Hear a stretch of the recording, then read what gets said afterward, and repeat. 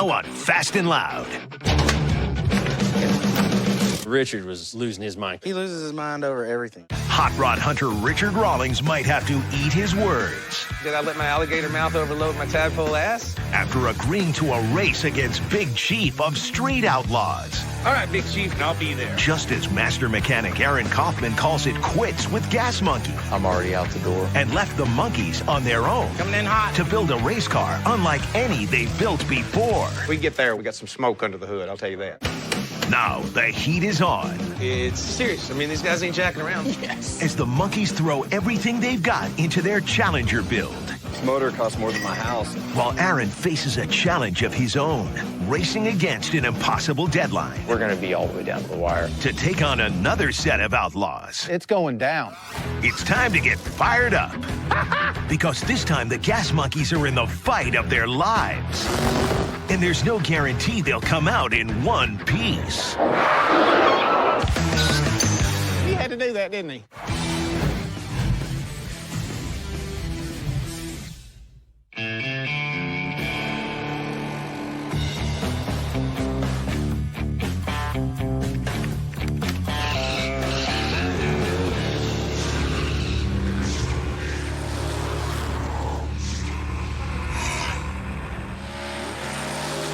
Daphne, What?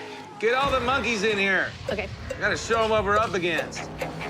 Y'all remember how this party got started, right? You know, some fan decided it'd be cool to see a challenge between the Gas Monkey guys and the Street Outlaw guys, and, well, one thing led to another. All right, Big Chief, Gas Monkey never backs down from a challenge, so you tell me when and where, and I'll be there. Richard, I hear you. If that's what the fans want to see, we're down to race. It sucks you won't race us on the street, but meet us at Fontana in 6 weeks, and you better get fitted for your fire suit, big boy. Are we in trouble? Well, sort of. I mean, we're up against this. So that's the Street Outlaws, and that's Big Chief. It's pretty serious. I mean, these guys ain't jacking around. I'm just doing my homework researching these boys from Oklahoma, and I'll tell you what I found. They're fast. At least they look fast. I'm sure they're very fast. Yeah, that's what they do for a living. Yeah, I'm sure they're very fast. So I'm keeping the heat on the guys to make sure this build gets done with enough time for testing on the track. Respect that those guys are quick, man. You know what Yes, I mean? they are. But don't underestimate us either. It was kind of a shocker when Aaron quit on me and left the race car build short-handed. Like you quit? He just quit. Aaron Kaufman just walks in and quits. Not only are we down one master mechanic, but Aaron was maybe gonna drive this car. So, while I know my way around cars, drag racing, well, it's not a skill set that I have.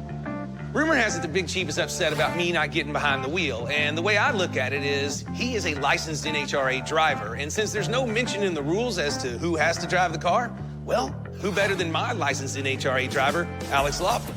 Let me tell you about the rules, because I printed them out. So it has to be a VIN tag car. It's an 8th mile standing start. It has to be what they call a metal car, which is a steel roof and steel quarter panels, 500 cubic inch motor, 2,500 curb weight or better, and we've got 6 weeks to build a car from scratch. Those are the rules. They're agreed to. Matter of fact, tonight, I'm gonna post these on my Facebook, and you're gonna be able to see, bam, who wrote them and where they came from. Get you some. Yeah. Apparently, I did too awesome of a job on the Hemi because Kenny said it was so hopped up he needed time to tear it apart for fine-tuning. Pit crew worthy now. Yeah. While the motor's getting worked on, I'm doing my best to make sure we don't bed. All right, so can we win? Absolutely. You see them racing them, but you don't see them building them. Well, we can't underestimate it, though. Chief's fast, so we got to figure it out.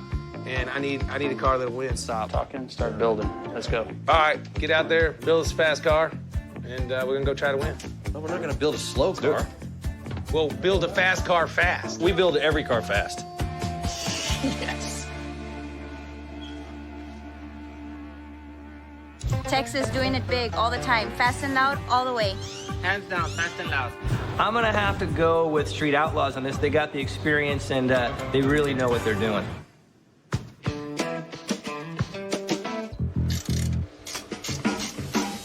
What do you think? You like it? Oh, yeah, I know. We're missing a couple odds in this. So it's been a couple of weeks since I parted ways with Gas Monkey, but somehow I'm back in a very familiar place on another incredibly tight deadline. What What's up? What's going on, man? It started when I got a visit from a couple of street outlaws, farm truck and Asian. How you doing, man? How you doing? Turns out they weren't all that happy about being left out of the outlaw gas monkey showdown. So we thought, hey, why should they have all the fun? We want to do a build-off against you. We could have an autocross course. We could have a drag race. What's the deal on the stakes? We should just run for pink slips. Yes, 100%. Let's do it. Okay. So I picked up a 95 BMW E36 M3 and stripped off everything I didn't need. Screw you, plastic. I started making a list of the things that I do need to make this into my kind of racer. And here's the rub. Although I'm using a modified LS engine that I had sitting in my garage, almost everything else has to be ordered. What was the deal with the, And even with John's help, I'm still waiting on most of it. the cinder and the other fuel parts? Tomorrow. Gaskets, that's what it was. Yeah. What else you been working on? Just putting the front suspension on minus the springs so that we could set the fenders up tomorrow when the wheels come in and probably start cutting some tubes. We're still short the barbs, you said? Yeah. Okay. My plan is to start on the roll cage tonight, but there's not a lot I can do until I get more parts. So I figured this might be a good time to take a second and scope out how my competition is doing. How come we don't hear? Something's gotta be wrong. Step out of the closet. Well, if they race the same way they operate a cell phone, I'd say advantage Aaron. Now, how close y'all to getting your car done? Y'all moving along? Oh, we're already driving it around. Wow, that's impressive. Yeah, we just got back from lunch at ours. It's getting deep around here. Yeah. What, the BS? I wanted to make sure that we were still racing for titles. We're not scared of you. Well, that's good. We're probably gonna bring some car wax with us because we want it nice and shiny when we take it off your hand. Yeah, hey, you're gonna want it nice and clean. No, dude, we're pacing ourselves. It's gonna be a good matchup, man. We're gonna give you guys a run for your money. Excellent. That's what I wanted. I wanted to hear we were gonna have a race. It's gonna be beards versus skins. Oh, okay. Sounds good, man. All right, we'll catch you later. We'll be out there ready to race with no sleep. I can guarantee you that. We'll be in the same boat, I'm sure. See ya. Well, that didn't give me much intel, but I do know this. If I want time to dial it in before I head out to Cali, I need to have a finished car in 2 weeks. That means I need to take care of anything that I can now, because pretty soon I'm gonna have a full plate and not much time to eat.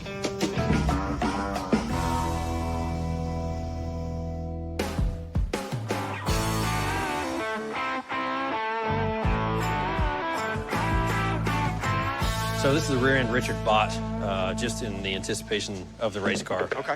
Well, at least he gave us somewhere a base to start with. And the major reason we chose the 513 gear is once we did the math, knowing the RPM that we want to cross the 8th mile line with, we got a 2-speed transmission, and when that thing goes into high gear, the math told us we needed a 513 with a 36-inch tire. So this is what it's going to take to leave the line and still cross without, blowing the motor up.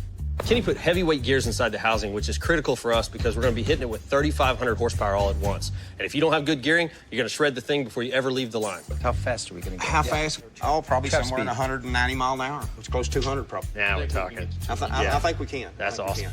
Yeah, that'd be, if we get there, we got some smoke under the hood, I'll tell you that. Right. I'm excited. Well, we'll get this thing apart and get all the new parts in, and we'll start there. Okay. Sounds good. Cool. I'm going to grab some tools. Okay. Here she comes. Here we go. Got it? Yep. All right. We're swapping out what's called the third member.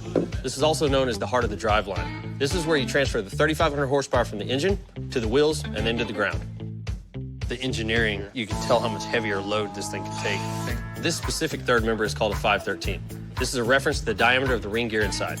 It's designed specifically for racers, and it can handle the enormous force put on it by a dragster engine. Yeah, this is a nice piece of equipment here. I think that's exactly what we needed. We've got to keep moving on all fronts if we're going to meet Richard's deadline, giving Alex the week he needs to test drive the car on a track. So you guys haven't done like a whole bunch of just straight up race car builds? Honestly, not. The Dart was the closest thing we came to that, and we weren't going anywhere near 200 miles an hour. This is a whole new beast for us. This car is unlike anything we've ever built before. I mean, we're professional hot rodders, but amateur race car builders. All right, man. I guess this is as good a time as any to get this thing in. Just remember, we ate our Wheaties this morning. Yeah. We're going up against the fastest street racer in the country. We need every advantage we can get. All right, I'm gonna have to jack up quite a bit, so you just tell me. I'll stabilize it. Yep. Ready? Yep. Yeah, just what you're doing, just more. Yep, more. Oh! Hey, we're in. All right, yep. Well, that takes care of that. Now we just got to hope it stays together because, even though Richard said it's okay to spend his money, when you actually do it, it really gets him upset. Good to know. Coming up on Fast and Loud, Coming in hot. The monkeys wrestle with 3,500 horses. Down a little bit. Oh. Pretty much just been staring at this car for 2 weeks. And Aaron's BMW build gets a major boost. Finally got some big stuff.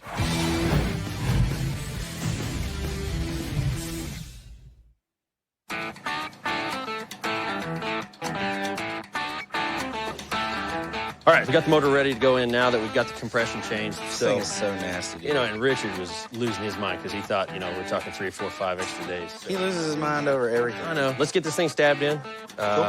We know everything's good there now, so we can continue getting the transmission and all that stuff on.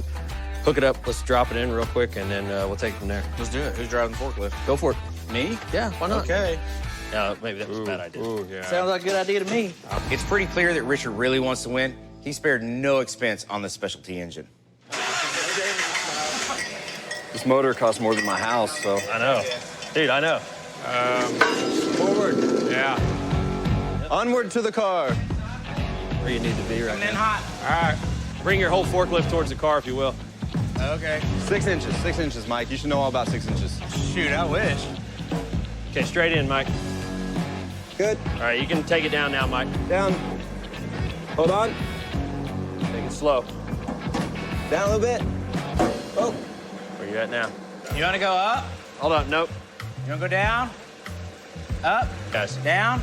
Down, a little bit. Down, front, forward. Hold it.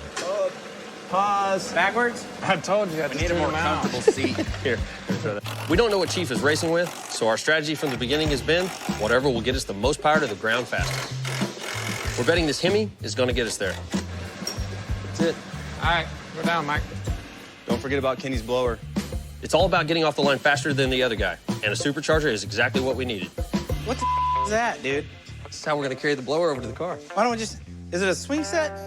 I don't know. You can do whatever you want with it once we get the blower on the car. But it costs way too much for you to be playing with right now. This doesn't make any sense, this thing. It's a little wobbly. How much is this thing?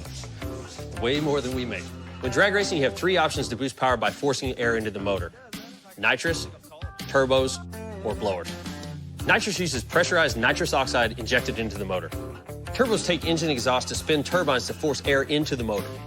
Kenny's choice is a screw blower, which forces air down into the engine by way of 2 screw-like turbines. The power is immediate and his preference on his pro race cars. I don't understand this contraption. I think you're fascinated with it. We know how hard it would be to reach. Weird. Yeah, let's take it back behind the car so it's out of our way. This is really exciting. We have never built an engine like this before. Man, that's one hell of a blower. Looks like a whole lot of power there. Yeah, a lot. I think we have so much power, they're going to have to tune it down to get it to hook up. Hey, let's hope so. Yeah.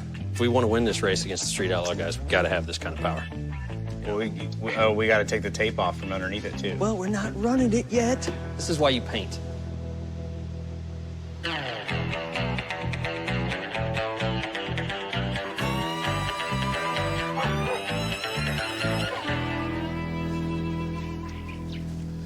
So it's delivery day at Casa Kaufman, finally. I've pretty much just been staring at this car for 2 weeks, which is basically due to having virtually no parts to build with. Rock and roll. Yeah, that's sweet. Thank you, Nick. Yeah. A little bigger than a fender, isn't it? A little bit. That's the reason these aren't welded on. But we've got sheet metal. We'll fix all that. I might have gone overboard a little bit on the rubber, but we still don't even know what kind of race this is. And I'd like to keep my options open. I got 15 tires here. Golly, that is a lot of tire. Oh, I got another set inside the truck. Holy crap. So I got 2 sets of NTO1s, and I got a pair of 555R drag radials. For the rear, yeah. I pulled in the NTO1s for any autocross applications, and the drag radials are just about how much rubber I can put on the road. Well, I guess let's get the big dumb ones out of here and the 555s in the other set so that we can send the wheels and get them balanced up. I love days like this. They're somewhere between Christmas and moving day. And the fun doesn't stop when the sun goes down. Finally got some big stuff. Looks like about everything we need to get the motor fired up. We finally got all the Holley parts, my wiring harness, my intake, fuel rails, coils. I've got my bell housing, my clutch. So now it's just time to start putting all the pieces of the puzzle together. Problem is, though, I've got like, I don't know, about a month's worth of work to do the next 3 days.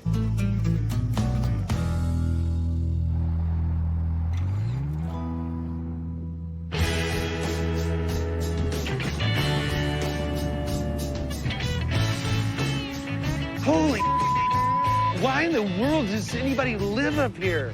Dude, we're in the middle of nowhere again. There's nothing here. Look, there's a house in the middle of a field.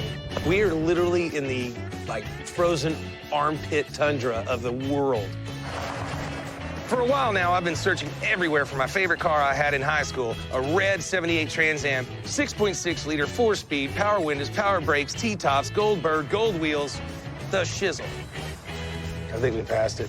Now, that combination is really hard to find, so when I got a call out of the blue the other day from my old buddy Dave Hall saying he found one, I grabbed Dennis and hopped on a plane out there, lickety-split. We missed it again. If y'all don't remember, Dave is the guy who helped us track down the Smokey and the Bandit car a couple of years ago. And if he actually managed to get his hands on a 78 Trans Am with all those options, he's my new best friend. Sorry, Dennis. I'm just stoked. I mean, if this is the same car I had in school, that is just wicked. It's freezing out here, and if I came up here for not the right car, I'm gonna be pissed off. Wow, he's got a big shop. This is actually the worst time for me to be away from the shop because I'm leaving the monkeys unsupervised on a build with no budget that's bleeding money. Woo! Here we go.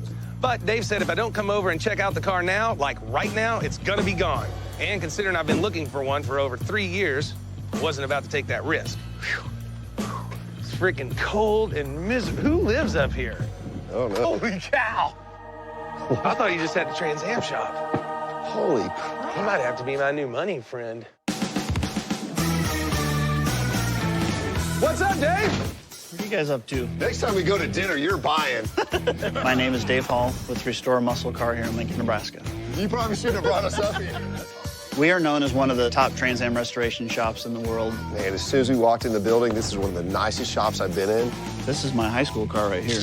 72 455 HO 4-speed. Dude, that's rad. So that's actually the car you drove in high school? Yep. He has like 100,000 Trans Ams in here. That was the start of the Trans Am right there. The one on top's got 79,000, one owner, 4-speed Super Duty. This is a 455 4-speed car out of California that I just got in recently. This is freaking ridiculous, man. This warehouse is incredible. I don't know how many millions are in here, but it's more than one. All right, that's enough. Let's talk about high school. Where's my car? Over in the building. You got another building? Yeah, to the north. We're doing something wrong. Yeah. Are you kidding me? I want to see what I used to drive. I paid $4,500 for mine in 1986. Are we doing the age before beauty thing? Yeah, y'all are old. There she is. Wow. Ridiculous. Coming up on Fast and Loud. I'm ice skating for you. Richard's got Trans Am troubles. He's turned on the lights. We gotta get out of here. And later, the Challenger goes off the rails.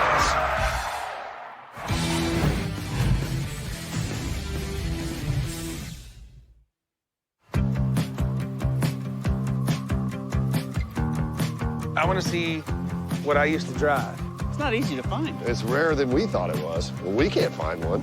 We're at my buddy Dave Hall's shop in Lincoln, Nebraska, on the hunt for my favorite car I had in high school, a red 78 Trans Am. I've been hunting for one of these babies for over 3 years, and Dave claims he's got one in his building over here. Boom! I love it! Wow. There she is. So he opens the door, and I'm like, yep. The elusive red, black, 4-speed T-top car. Holy cow. Boom! This is a nice car. Ridiculous. That's the first time I've seen one of these cars since I had one. It's freaking so rad. So we pride ourselves on being able to find anything, right? We could not find one of these. God, it smells just like the car I had when I was a kid. So how'd you find this? A good buddy of mine found it out of California, and he'd had it in storage for quite a few years. And he called me up, and I'm like, I think I might have a home for it. I think they only built a handful of these. It's got power windows, too. Did you see that, R? Sounds good, too. This is rad. Can I take it for a drive? Sure. I'm gonna need my hat for this. It's cold. You got a hat? Don't get it dirty. Oh, yeah. So don't get it dirty.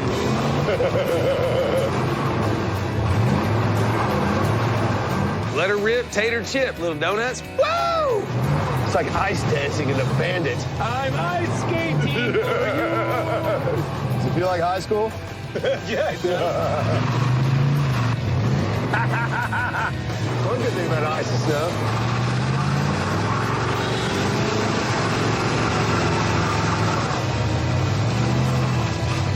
go! I get in the seat, I'm like, you've got to be kidding me. Just big hog leg up there, you can slam in through all 4 gears. You're gonna crash your own car. Lucas. Look at that, there's a cop right there. Do a donut.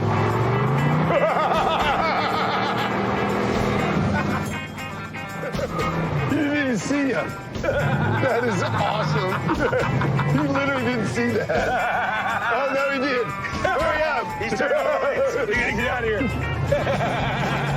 That might have been a bad idea. It worked out okay. He just turned on his lights like, you know, politically saying, hey, don't do that. I'm saying he didn't see us. He's like, yeah, I did. Well, we're almost home, man. 100 more yards. This thing is rad, dude. I'm buying it. I don't care what it costs. I mean, it feels exactly like I'm 18 years old again. Okay. So much for negotiating. You can tear this guy's head off. What do you think it should go for? Is it? You know, in all reality, if I was to probably market this car, I'd probably market it somewhere in that 30,000 range, give or take. So how about, geez, I want to go 20 grand. You won't go that, will you? It's kind of tough. 12? Did I go too high?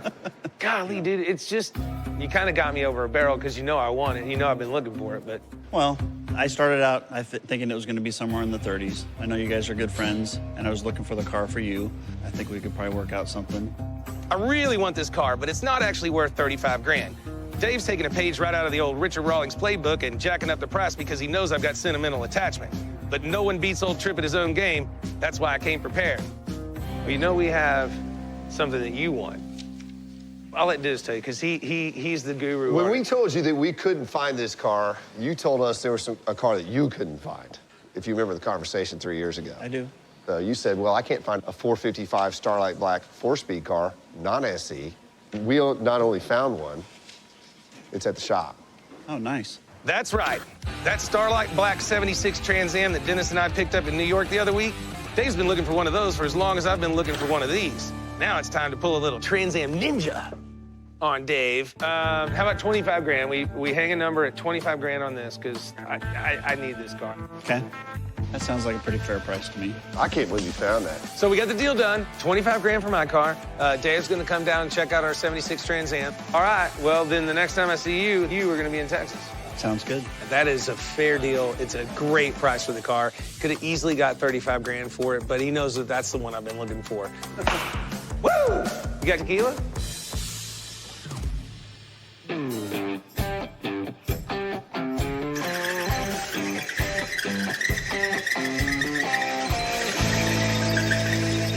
Come on, battery! Oh, come on. Oh, don't do this. Well, I'm here. Oh, look who the cat dragged in. How are you, sir? What's up, man? How you doing? Good. When's it gonna be done?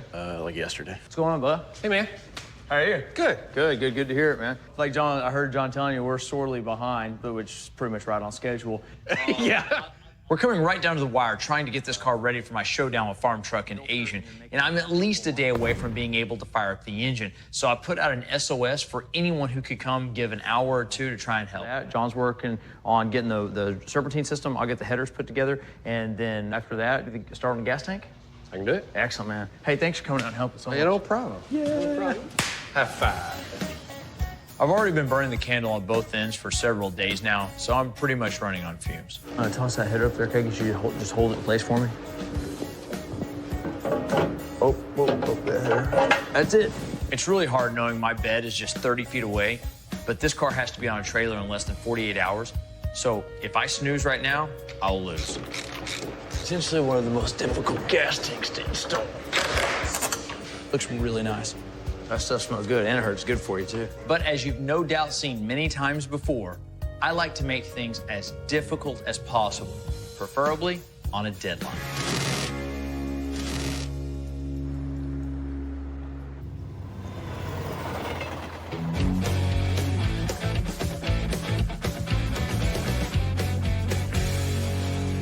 Why is everybody standing around? I want to see it. It's a big moment. Is it going to go down for real? Yeah, we're getting real close, man. We got our new engine wired up, so it's time to crank her over and see what we got. We've run the valves, we've set the timing, got oil in it. I get is it gonna run and are we gonna win? We fix and find out. Dude, we got a lot of money in this motor. I need this thing to work. What are you doing? Getting in. If it takes off, I want to be safe. You realize the wheels ain't on the ground. I don't care. Of course, we're going down the track. I expect the wheels to be at least this high. It's real possible. It's real possible. Let's hear it. Let's feel it. Okay, turn the fuel on. Fuel on. We'll see what this thing sounds like. Moment of truth. All right, here we go.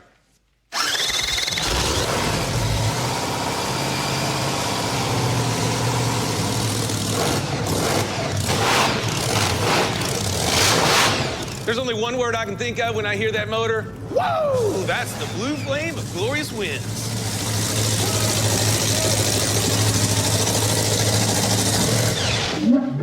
Now that's a 5. Yeah! That is awesome. You know what he said? Whoa, they gonna lose. Woo, racing's easy. We all need flames out our exhaust. Golly, man. We're rooting for you, Gas Monkey Garage. We're rooting for you. We know you're gonna beat the crap out of those guys. I'm with Team Fast and Loud. This is not their first rodeo. They've done this before. Coming up on Fast and Loud, Aaron faces a big fail before even leaving home. I need everything to fall into place, or I won't make it at all. And the Challenger build faces disaster.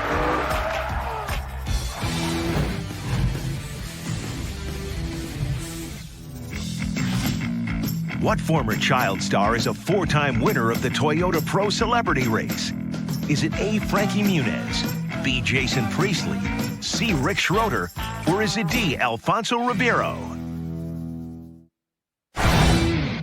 What former child star is a 4-time winner of the Toyota Pro Celebrity Race? The answer is D. In addition to 3 wins as a celebrity, Alfonso Ribeiro also won as a pro in 2015. I'm on Fast and Loud's team. So as much as I love the 405 and the Street Outlaws, Big Chief, get ready because Richard's coming fast and loud. Get you some of that. Woo! Hey, Aaron, give me a battle plan.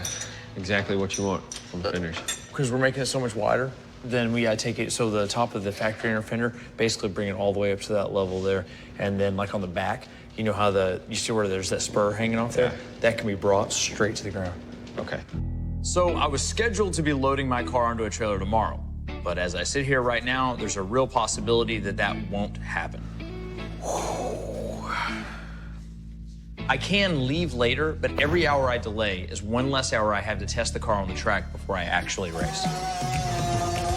It's a good start. Right now, I've got Webster carving out room in the wheel well for those enormous tires I'm utilizing. I got a feeling we might have to go higher. Maybe, we'll find out in a second.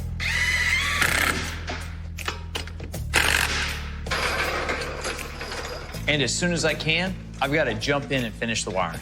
I can't even fire the engine until that's done. So I'm gonna have to do some automotive triage to speed things along. That kind of bothers me. I just gotta make clearance for big tires right now. That's the only thing. So it's priority 1, get them to go on the car. Priority 2, make them look like they belong there. Okay. We're still on 1, you know? It will take at least 24 hours to drive out to California. So at this point, I need everything to fall into place or I won't make it at all.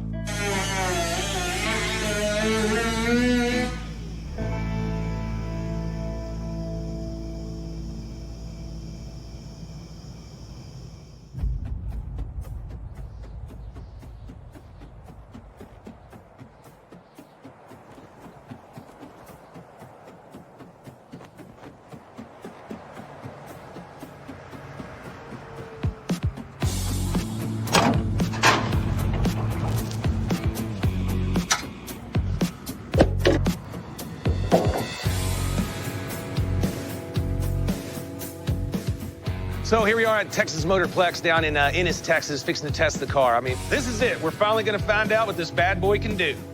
And we've been building this car over the last like 25, 30 days. So I rented the track out here at the Motorplex for the day, and we're gonna make as many passes as we can.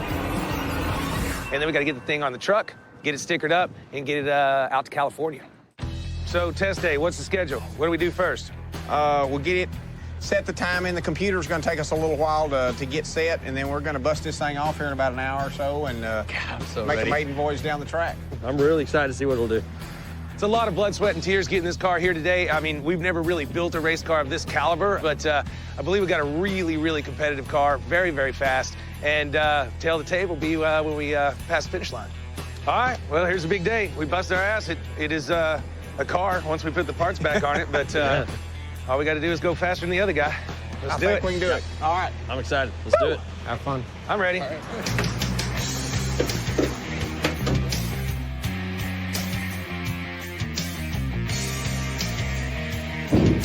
Here, I'm gonna turn on your AC. Thank you. Ready to rock, brother? Ready, guys? Doesn't sound happy. Sounds like a grumpy old man. This point has been a long time coming. We put a lot of man hours into this in a quick amount of time. To see this thing even just start up, do a burnout, and get down the track, I'm excited, I'm ready. We're gonna get a couple of initial runs to gather some data for the computer, and then hopefully make a full pass. I will say that I'm a little bit nervous on how it's gonna go. We really have no idea what's gonna happen with this car when we first let off the trans brake and hit the gas. So anything can happen. Honestly, as long as the car goes straight, I can't complain. All right, you ready? Lock me up.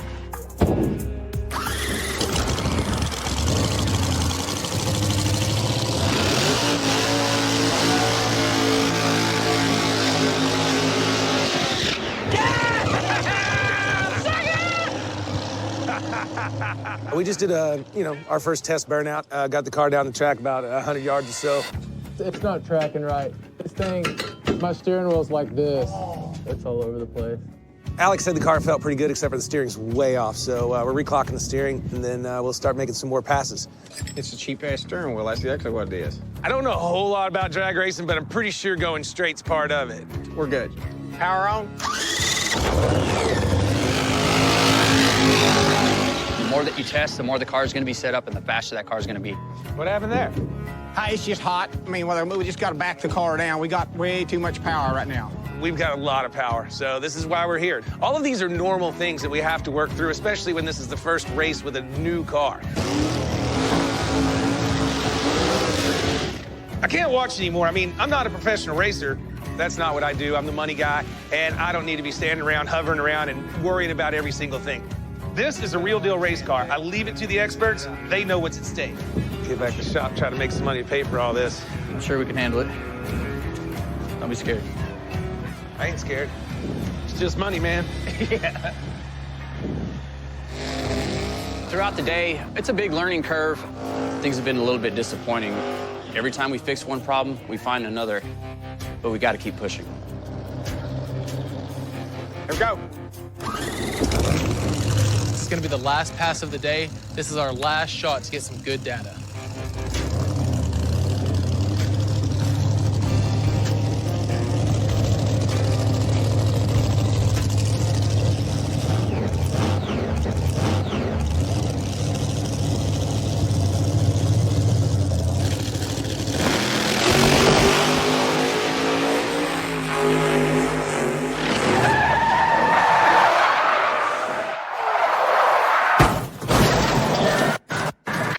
Coming up on Fast and Loud, the monkeys must recover from a test track disaster. Oh, no.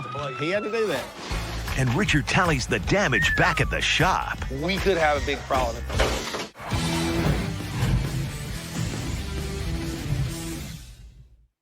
All these Street Outlaw guys have their nicknames. Big Chief, don't think he's that big. Murder Nova, don't think he's ever murdered anybody. Charles kind of already got one. It's Sleeves. That's what we call him. So he can be like Super Sleeves, Tough Sleeves, something like that. Tony Slowpoke Rodriguez, because that dude moves super slow. Mike Coy, maybe the Balded Wonder or something, because that's really what he's got going on. Jeremy, I'd probably call him Dopey.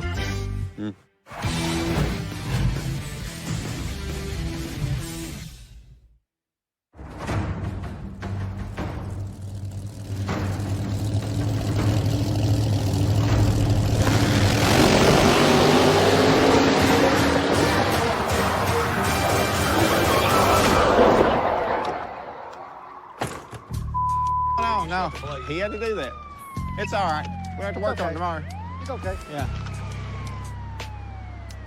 Gosh, damn it. Well, you get to work on tomorrow now, Brandon.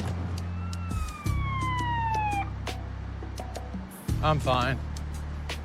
Very low impact. It didn't hit. See you burn off good before I saw you get squirrely. Yeah, it didn't hit hard. Dude, it was perfectly straight, and it just, dude, I don't know what happened. It just totally just spun around. Man, I just can't even believe this. I've never hit a wall in my life. This just absolutely sucks. Let's see if we can push it forward here, see what we got. It was just an absolute accident. This is something that happens in racing. I hate it for everybody. Boy, this is a pile of Oh yeah, I broke the mount on that side over there. Yep, it's just the whole bar is just hung like this, hung over.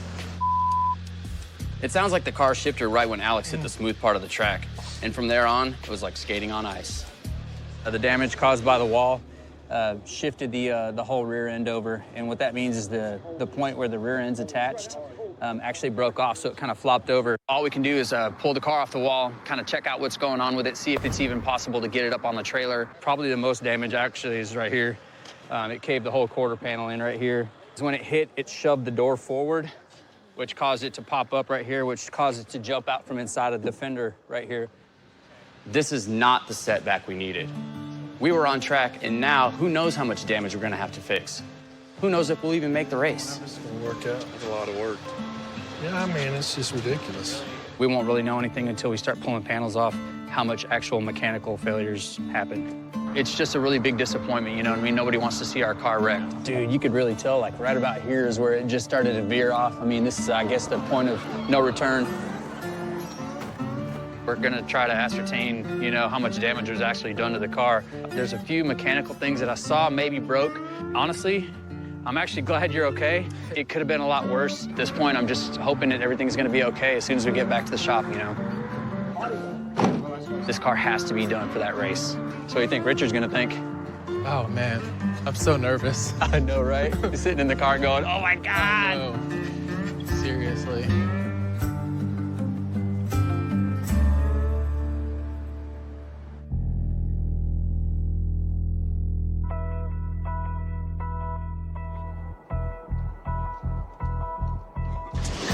So it's early morning, and we gotta leave for California really soon, and the car's wrecked.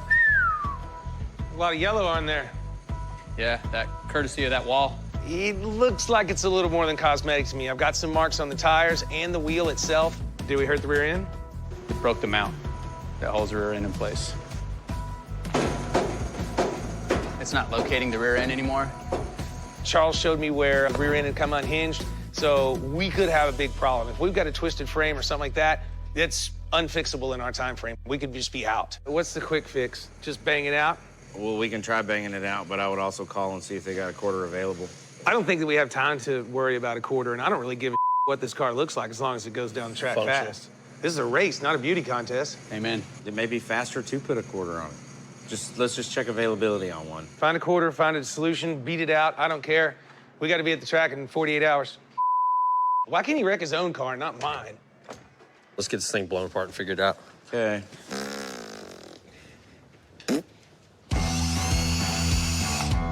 Check it out.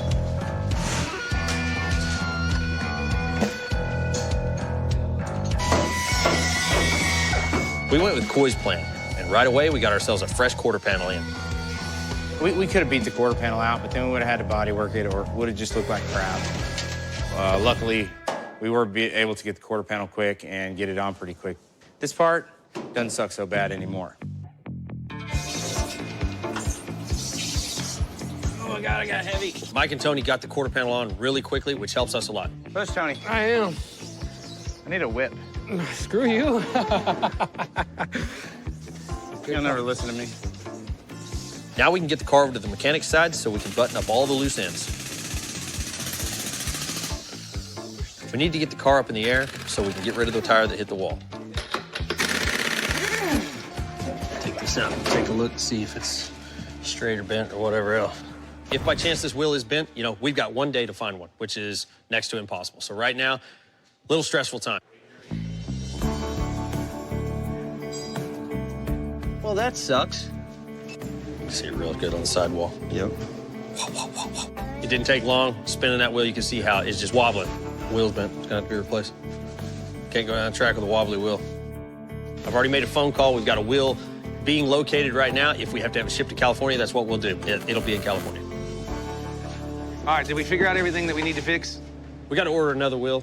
When it hit the wall, it obviously bent that. Okay. Axle's good. The rear end housing, we've got to weld the reinforcement back to hold it in place. But other than that, everything's coming together real nice. All right, so how long before I can have this thing ready to go in the trailer? Probably late tomorrow. Does that work? Yeah. I mean, it's gonna have to work. We don't have any choice.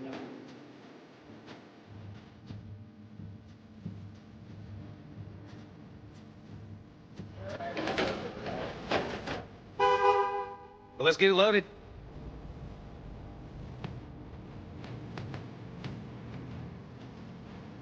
I don't think we're gonna end up with a real beautiful car at the track, but as long as we win, that's all that matters.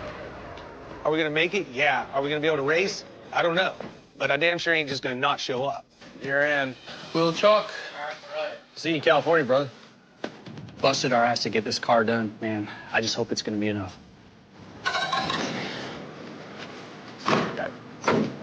So right now, we don't have a full test, and we've got to get it all the way out to California. We're gonna have a little bit of test time there. Hopefully that'll prove up, but it's anybody's race now.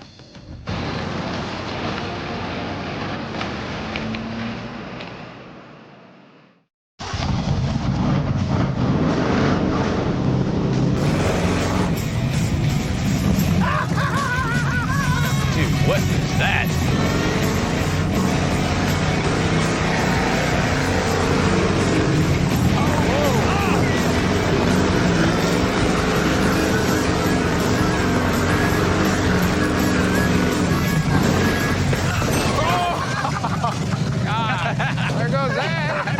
Your style. Oh, wow. Are you okay? Oh, I'm super good. For the record, the brake pedal broke. Oh, it bent over to the side. Hey, Tony, get your ass up there and buff that out. Oh, man. Right now on Fast and Loud, hot rod hunter Richard Rawlings and his crew of monkeys take on their first build without Aaron. And it's big. You bought a step man? As they launch a bold new era at Gas Monkey Garage. That's different. You're gonna turn this thing into a hot rod. And exorcise some deadline demons of the past. Now that we don't have the Bearded Wonder here, I was hoping things wouldn't be down to the wire. And then It's gonna be a $500,000 car. What? Richard drops some serious cash on a super clean, super rare 65 Shelby GT. Holy grail of Shelbys. Bam! You heard it right here, right now. And Richard hits late auction to get some bids on his slice of movie history. Where are you gonna buy a Kenny Rogers car for this kind of money?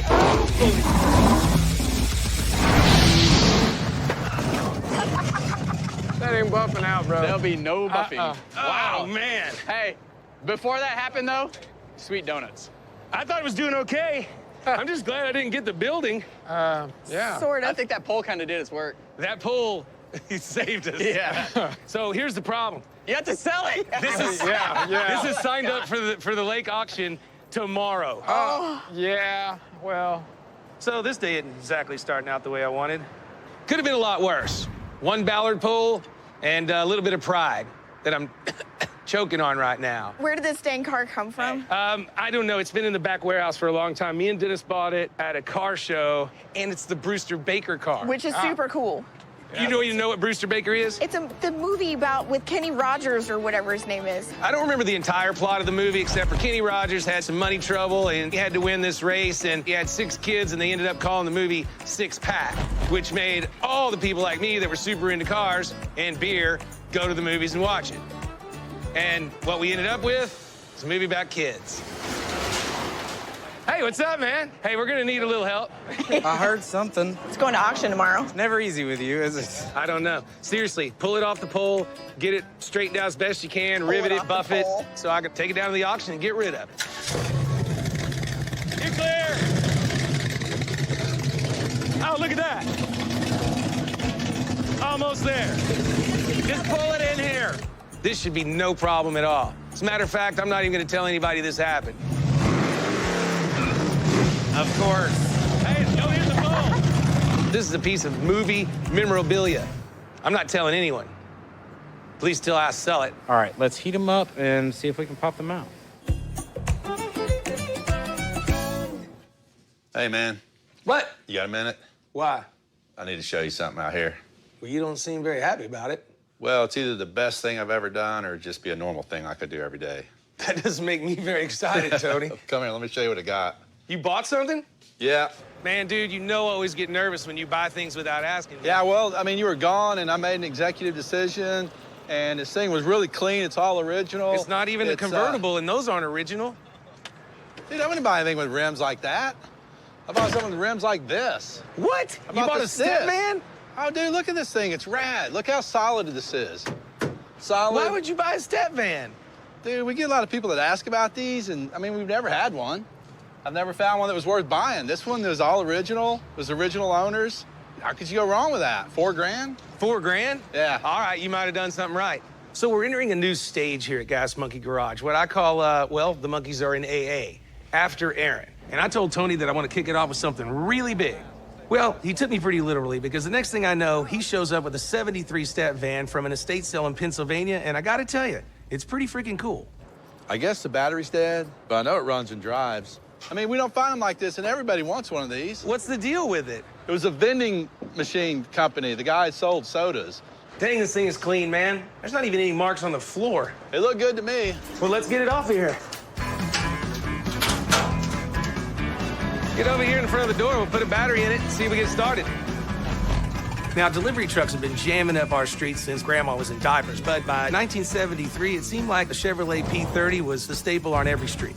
They're pretty much just a box on wheels, but I've seen a lot of hot rodders starting to slam them down, trick them out. Visually, they look pretty cool, but structurally, I really haven't been that impressed with anything I've seen out there. Boom. Like a glove. Y'all act like I can't work on a car. It could be fun to fix this up to Gas Monkey standards, but first I gotta see if it's even worth it. Here we go, Tony. Let's go.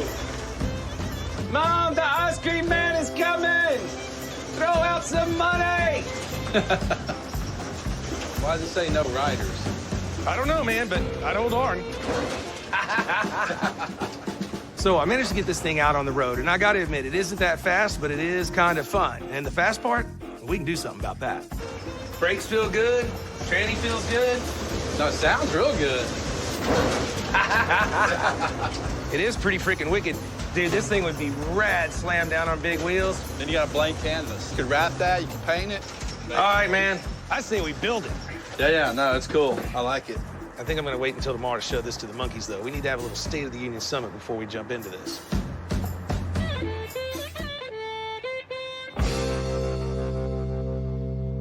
Everybody come up here for a minute. We got to chat. All right, so who's in trouble? One of you is. I'm going to be inputting a new sleeve rule.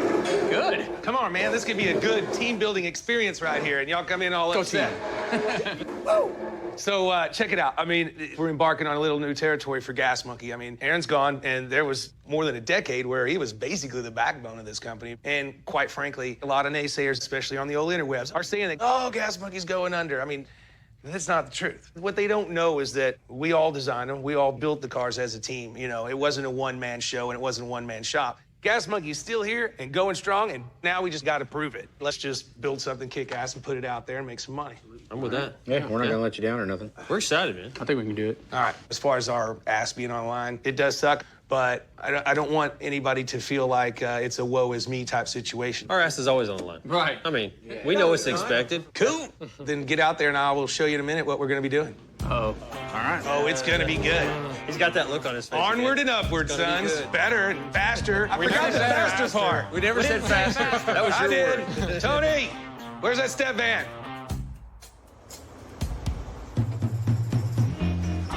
Oh, boy. Wow. That's different. Is he bringing tacos? Are you delivering something? Did you buy a food truck? Dude, you're going to turn this thing into a hot rod, so get you some of that. What do you think? I love it. So Richard rolls into the shop with a step van. I did not see that coming. Yeah, it's different. It's not something that we have done before, so. Oh, yeah. I dig it. Seriously, there's so many people that do these little vans like this, you know, but they never do it right. They just kind of throw it together because it's kind of funny and they don't want to spend that much money on it and what have you. So I was thinking, what if we did one Straight up right. Like. And spent money on it? Yeah. You said it. And you want it on the ground? You want it like they're doing them? Hell yeah. I want this monster slammed all the way down. All right. So for years, this is where Aaron and I would hash out the vision for the build, and then he'd go and spend way too much time and way too much money, and I'd have to yell at him to get it done. Well, now that Aaron has flown the coop, that job belongs to these guys, and I'm hoping the process goes a lot smoother. All right, I brought it in. You guys tell me what you want to do with it. Man, I think we should drop a fuel-injected ZZ6 in here. Okay, I like it. Get a nice overdrive transmission. What else? I mean, what can we get into this? Can we go 24? I wouldn't go bigger than 22 up front.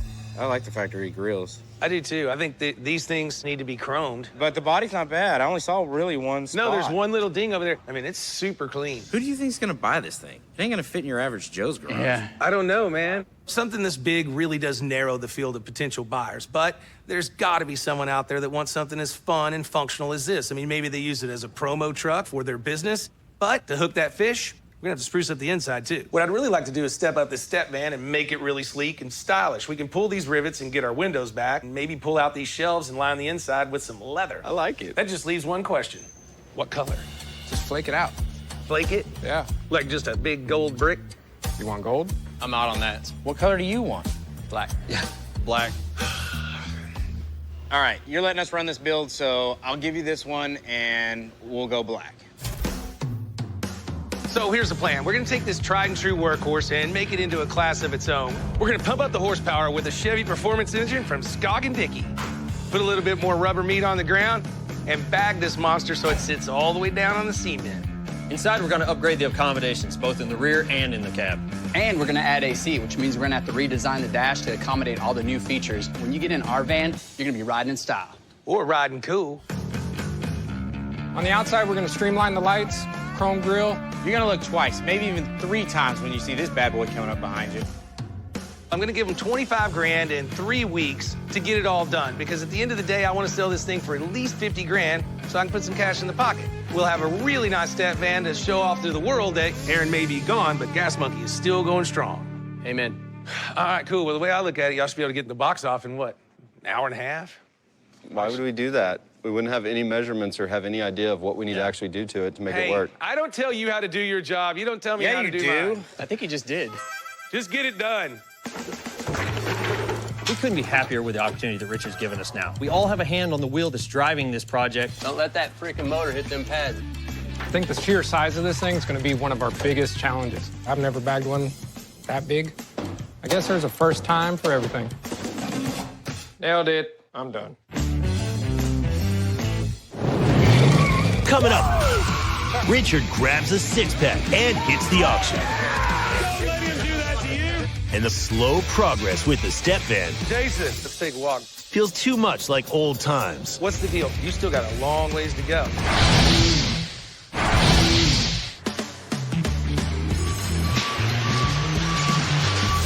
Hell yeah, look at that frame, man. That's gonna save us a ton of time, Germs. So you're gonna Z it? Yep. Let's just roll it straight back for now. Mike and I can get this up on jack stands and We'll rip break the all frame this apart. So our sandblaster did us a solid and turned around our step van chassis really fast, which means we can dive into it full throttle today. We want this van to drop all the way to the ground. There you go. But to make that possible, we got to make some critical modifications to the chassis. Oh, turn it back now. There's a few ways to do it, but I'm going old school with the Z-cut. Basically, a Z is whenever you take the frame and section it, you're going to cut it front and behind the suspension and just raise it up in the frame. That way, all the suspension and the cross member, the motor, everything comes up together, but the rest of the chassis remains lower to the ground. You know why they call it a Z? Because it goes like this. So this is where the frame used to be. Now this whole section where the wheels are just got raised up in the body. Perfect.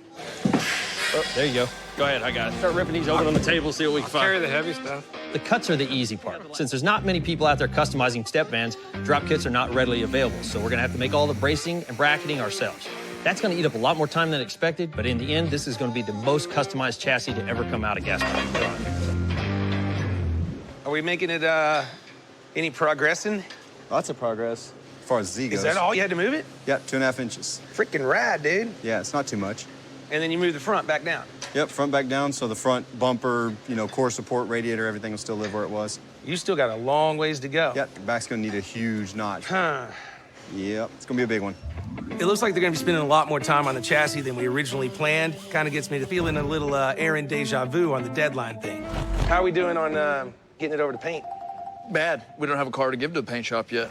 How we doing? I'm so screwed. I'm so out of time. Just turn it on even harder. We got a running car yet? Yes and no.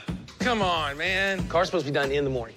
We're not gonna miss that. Times what we don't have anything left. Cool. What's up with this thing? Well, what's not up with it? So when I get wind of a delay, I kind of start thinking, what are you doing? Just sitting over here playing with your nuts? Building your brakes so we can hang this whole front suspension, check our depth with the bags all the way down. No kidding. Are our wheels and tires here? Not yet. Everything else is, but we can tell, we can measure off of our center spindle. So that's what we're gonna go off of. Part of me is freaking out, but I'm trying to relax and let the guys do their job. We can keep rolling like this, you know, we might actually finish in time. Okay. Do I look worried? I'm not worried about anything.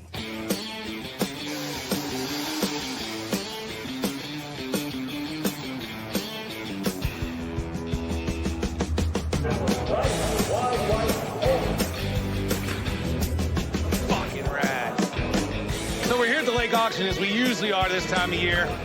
You know what's wrong with this picture? Absolutely nothing. Me and Dennis, we only brought one car. You gotta know when to hold them, and it's time to sell this one. I was test driving it the other day and smashed it into my building. What?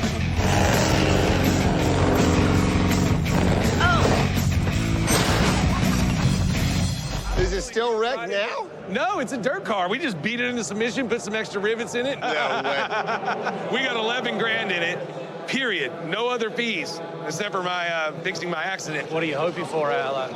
I'm hoping we get our money back. Here it comes, ladies and gentlemen. Fresh out of the Gas Monkey Garage.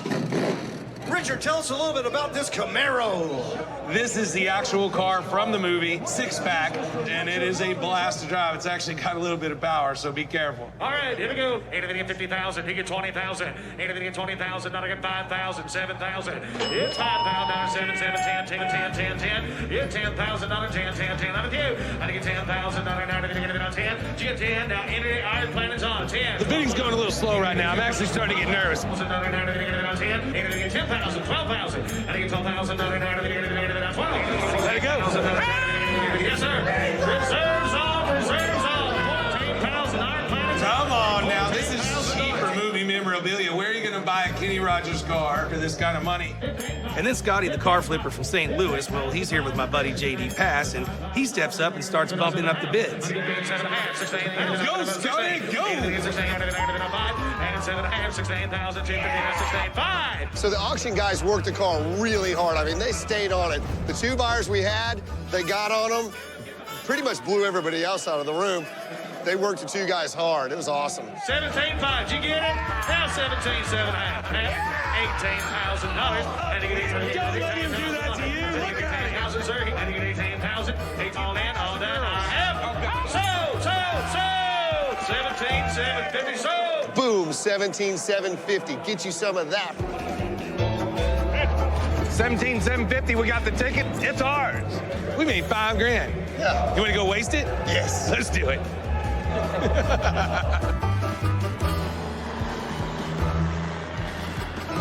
Dude, get your butt over here and give me a hand. 1 second. How low are we going? As low as it'll go. Which fingers? So we're about a week into this build. We've made huge headway. The notch is in, the frame's been Z'd. We got the rear end located. We've got a little bit more work than expected to get the motor sitting right. So give us about 1.5 inches clearance on the drive shaft if we go that far. Since we're raising the frame up so the body will sit lower, now the engine's sitting so high that we'd have to cut through our floor to connect the drivetrain to it. Look fairly close. It almost looked like we could snake it down here right now as soon as we get that brace out, but we're clearly not going to make our notch cover clear. We're so close. So we're going to try and lower the motor mounts and make some adjustments to the cross members. We can get the engine down like another 2 inches underneath the frame. Well, the drive shaft and everything will live underneath the floor. Came out a lot easier than it went in. Yeah. All right, I'm gonna finish what I'm doing. Bye, Germs. Everybody's busting their butts to get us back on schedule. Jeremy's our main fabricator, and he's still tied up on all the chassis work. So we're gonna gather all of our resources to make sure that this build gets done on schedule. All 5 of us are gonna tackle the fabrication because we have a lot of fabrication work, and Jeremy's only one guy. So we're all gonna tackle that, and then when we head to the paint shop at the end of this project, all of us are gonna be over there to make this happen. I mean, hell, Tony's even over here doing fab work on wheel wells, and he did such a great job, we're gonna put him on the dash. Man, I didn't know you were so good with that kind of stuff. From this point forward, every day counts. We have to make sure we're staying efficient so that Richard doesn't lose confidence in the team that not only has good ideas, but can produce. Having the input is really important to us. This is the first build that we've all had a say in, and we want to get it right. Hey, Mike, we could use another hand. All right. Just, can you give me a minute? I know we agreed on a game plan, but I'm a little concerned that we're not making the best use of my time. Our P30 van, it's huge. Although it's not extremely damaged, there are some damaged areas. There's quite a few small ones, and they take a little more finessing than you would a normal car because of all the rivets. And of course, the guys are taking a long time getting done what they need to get done, like always. I think it would be kind of stupid if I don't get started on the bodywork right here and now. And I don't do stupid. Jason. What's up? I don't have a whole lot of spots to fix on this. Okay. And I have my vacuum sander. Oh, no. Dun, dun, dun. You know where I'm going with this. I know. I want to sand it. I would really not. I prefer not to. All right. Here comes the battle. We had an agreement when we started that everybody's going to work over here and then everybody's going to work over there. Okay. Okay. Okay. All right. He says no, and I wasn't going to argue with him. We'll just see where we land. Okay. I mean, hey, I gave them the benefit of all my experience. What more can I do? So, it's going to take what it's going to take, and if we make the deadline, we'll make the deadline. If we don't, we don't. All right, give me something to do then.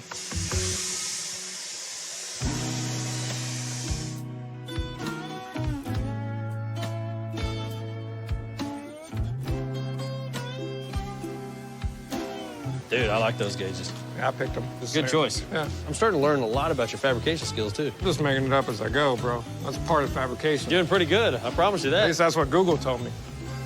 Google told me to do whatever I want. You ready to bounce some ideas? What do you got? Gauges? I got them preset. I think it looks Is that dope. me? Yeah. I see the likeness. I got this fab game down. I have a question. Since this whole basically box is all squared off, why are you making round stuff in it? I'm just curious. Well, so the gauges are round. The wheel tubs are round. Well, the tires are round. That doesn't mean anything. You see what I'm getting at, though? Yeah, I Like, do. it might be the only round thing in there other than the steering wheel. What you doing?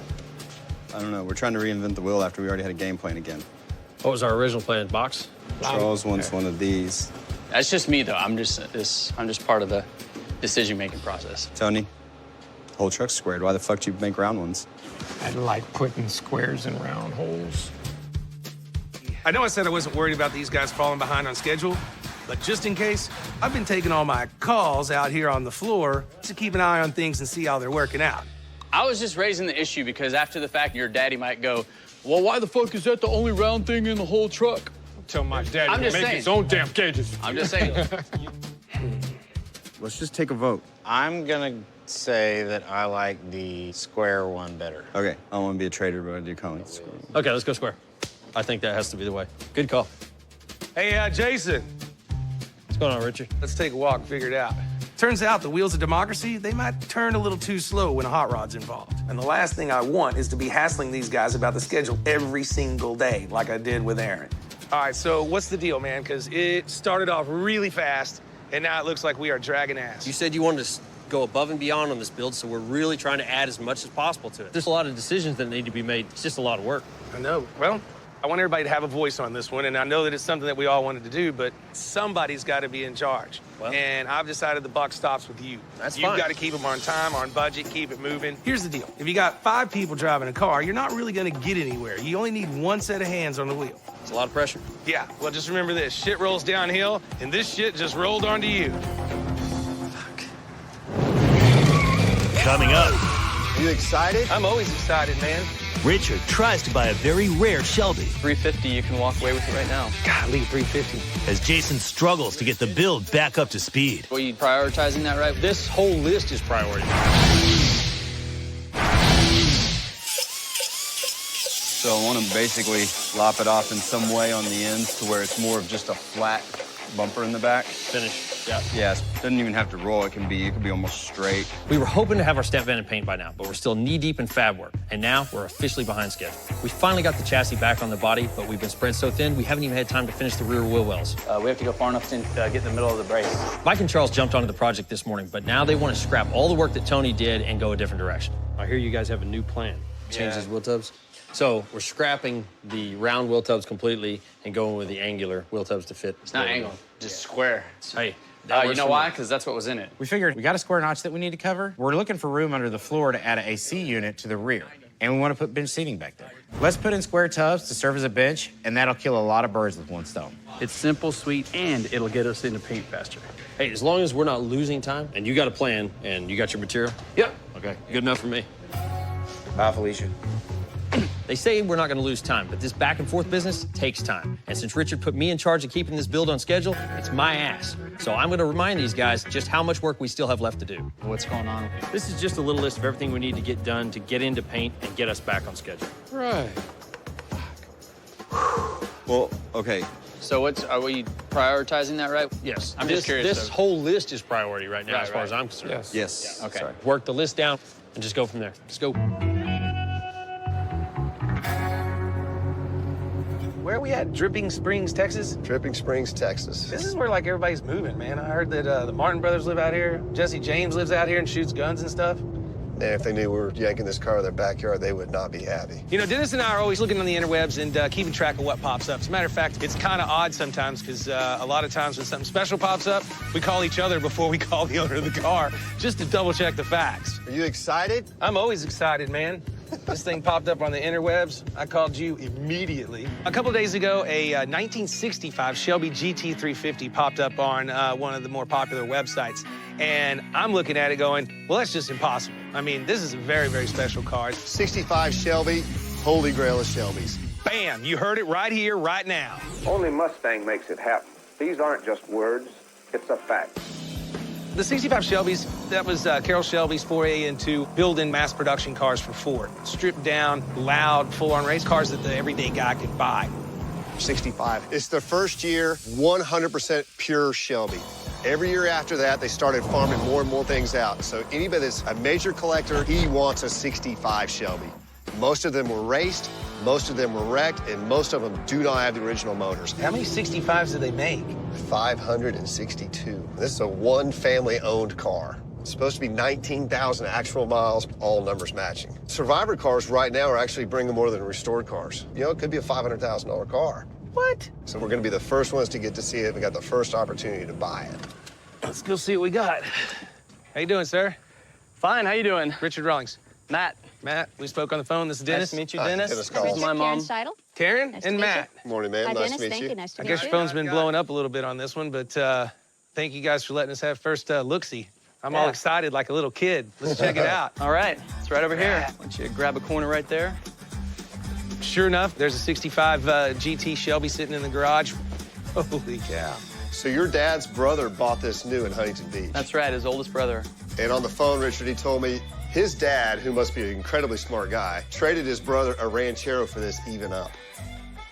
My husband was a Ford man all the way. In our 44 years of marriage, he's had every conceivable Mustang that there has been. But the Shelby, once he got that, he hung on to it. Recently, my husband passed away. When was the last time it ran and drove? 1988. So this car's never left the family. The overspray looks right. Yeah, isn't that crazy how they were that sloppy on the deck lid? It only needs to look good from the outside going fast. You guys think the motor or anything's ever been rebuilt or? Original. I don't think my uncle knew enough about cars to do anything to it, and my dad knew enough not to. The original tag with original rivets. There's your 683. SFM number, which is the same as that, so that's good. Let's see if I can go down and see if the number matches the fender number. What's important about a Shelby is they have two sets of numbers. One is the Ford number, which is a hidden number, and the other is a Shelby number. The hidden numbers are never given out. Did you find this number yet? I just got it cleaned, and it looks right, but I'm gonna take a picture just to make sure. We're fortunate enough that we could see the hidden number underneath the passenger fender. Is that our number? Yep. Rad. These numbers match, and man, this thing is right as rain. It's game on from here on out. What's gonna get it done, guys? Dust is getting to me. I think more than dust is fixing to get to you because I haven't told them this, but they want more than they were asking for it.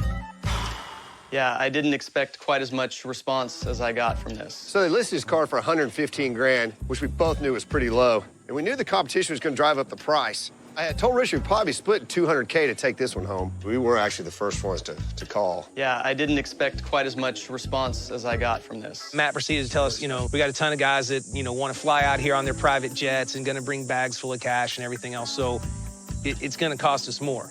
How much more? If you guys want to give me $350, you can walk away with it right now. When he said $350, that's not more. That's what I call a hell of a lot more. Well, that's triple the original price and double what you and I discussed before I came down here. A lot has happened since then. It only took 3 hours. You'd be amazed how many emails people can send and phone calls people can make in 3 hours. Well, yeah, but you know how that goes. Then they don't show up. We're here. We're ready to spend some money. So 350 grand? I don't know, but I'm not going to have a whole lot of time to think about it. There's guys flying around in their private jets trying to land with bags full of money. Really? Think you're the only one out there with a private jet and a bag full of money? You just don't know my boy D right here. Come on. I want to say 250, but I know you're going to tell me no, so how about 300? For a 65 Mustang. It's got to be a record. What do you think? All right. Mom's happy, I'm happy. All right, thank you, Miss Karen. That's awesome. Thank you. So we got the deal done at 300. Did we steal it? Absolutely not. Did we pay a fair price? Yes. Because a car like this is not going to come up again. It's just not. I hope you guys are as ecstatic as we are. I can't wait to hear it running again. I bet you we have it running within a few days. I think at 300 grand, I'm a little worried about it, but, we did what we had to do. Now we got to get it back, get it running and driving, and show up at a Mustang meet. 300 grand for a 65 Mustang, you got to be kidding me. Woo, what is this? Oh, man. Are you kidding me? A 65 Shelby? Oh, yeah. Finally. What in the world where did you come from? Hey, I smell these things coming. Are you kidding me? A real 65 Shelby? Well, I figured I'd bring something that is in your expertise, sir. Man. One owner, one family owned. It went from the brother to the brother. 19,000 miles. I want to see the inside of this thing. Real GT. The shizzle. You know what's in the registry on this? What's that? The VIN number in 1966, and that is it. Dude, this is a legit car. This is a real Shelby. So Rich and Dennis roll in with one of the most exciting cars for me ever here. A 65 Shelby GT350, a 19,000-mile original one-owner car. These cars don't exist. Look at the number. Oh, geez, could you got it in a closer one to the end? We're there. We're 9 away. To the end. Is this thing freaking sick? So Actually, you 7 away from restored the like #1, right? Of 66. I've actually restored a couple of these rare Shelbys, including 66 Shelby 001 that sold for like $450,000. Well, this is 65. 9 numbers from this one. Yes, this is a super rare car. I mean, this is what I live for. These kind of cars. This is what I used to do. This is what I love. So correct me if I'm wrong. This was a demonstrator. Okay. So the car that you restored, serial #1, should have been incredibly similar to this. It is, yes. Yeah, the only thing that was really, really unique about car #1 is it had a vinyl top.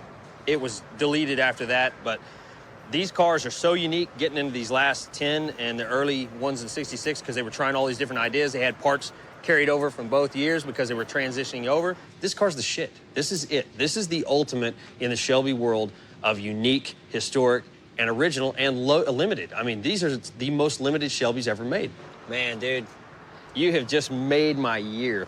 How much you give for it? 300 grand. If I can get this running, which I have no doubt I can, you can make about 200,000 profit on top of that. I told you, see there? You're always talking about the Holy Grail, and I'm always in.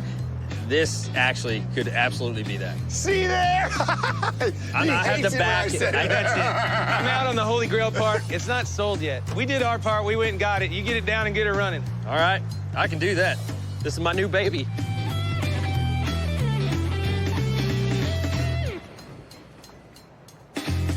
Come here, Phoebe. Come here, boo-boo. Come here. Come here. She likes girls. I wasn't surprised that Richard wanted a friend to keep him company now that Aaron's gone, but I never saw this coming. What are you doing, baby? I know. You're the head honcho around here now. Come on, I mean, her name is Fifi. Fifi. Her ears are gonna be like, Richard, focus. How are we gonna find a buyer for this step van? I got an idea. How about a mobile dog grooming thing? And they can do Phoebe's mohawk every day. What do you think, Phoebe? You know you love Phoebe. She's the new shop doggy. Attack! Yeah. Get him. That's a killer dog right there. Why are you here? I need a day off. Why? You know I don't give days off. Yeah, like, who do you think you are? A hard worker, maybe? Maybe, right. No, seriously, what do you need a day off for? I'd like to go to a car show. Well, actually, a truck show. Tex-Mex. The one down in Brenham? Yeah. That's a cool show. It's out on the lake, right, still? Right. When is it? Pretty soon. Weekend after next. What do you think? Ooh. Hey, well, Fifi and I don't have a problem. By then, the step van's gonna be finished. Will it be finished? Yeah, it could be. I think we can get it done. I'll see what I can do. Tony didn't seem that confident, did he? I don't think I like that. Well, you guys know you have a hard deadline on this, right? It has to be finished. I guess I better get busy. It's gotta be finished. See y'all. There you go, puppy dog. Why don't you follow her? I got things to do.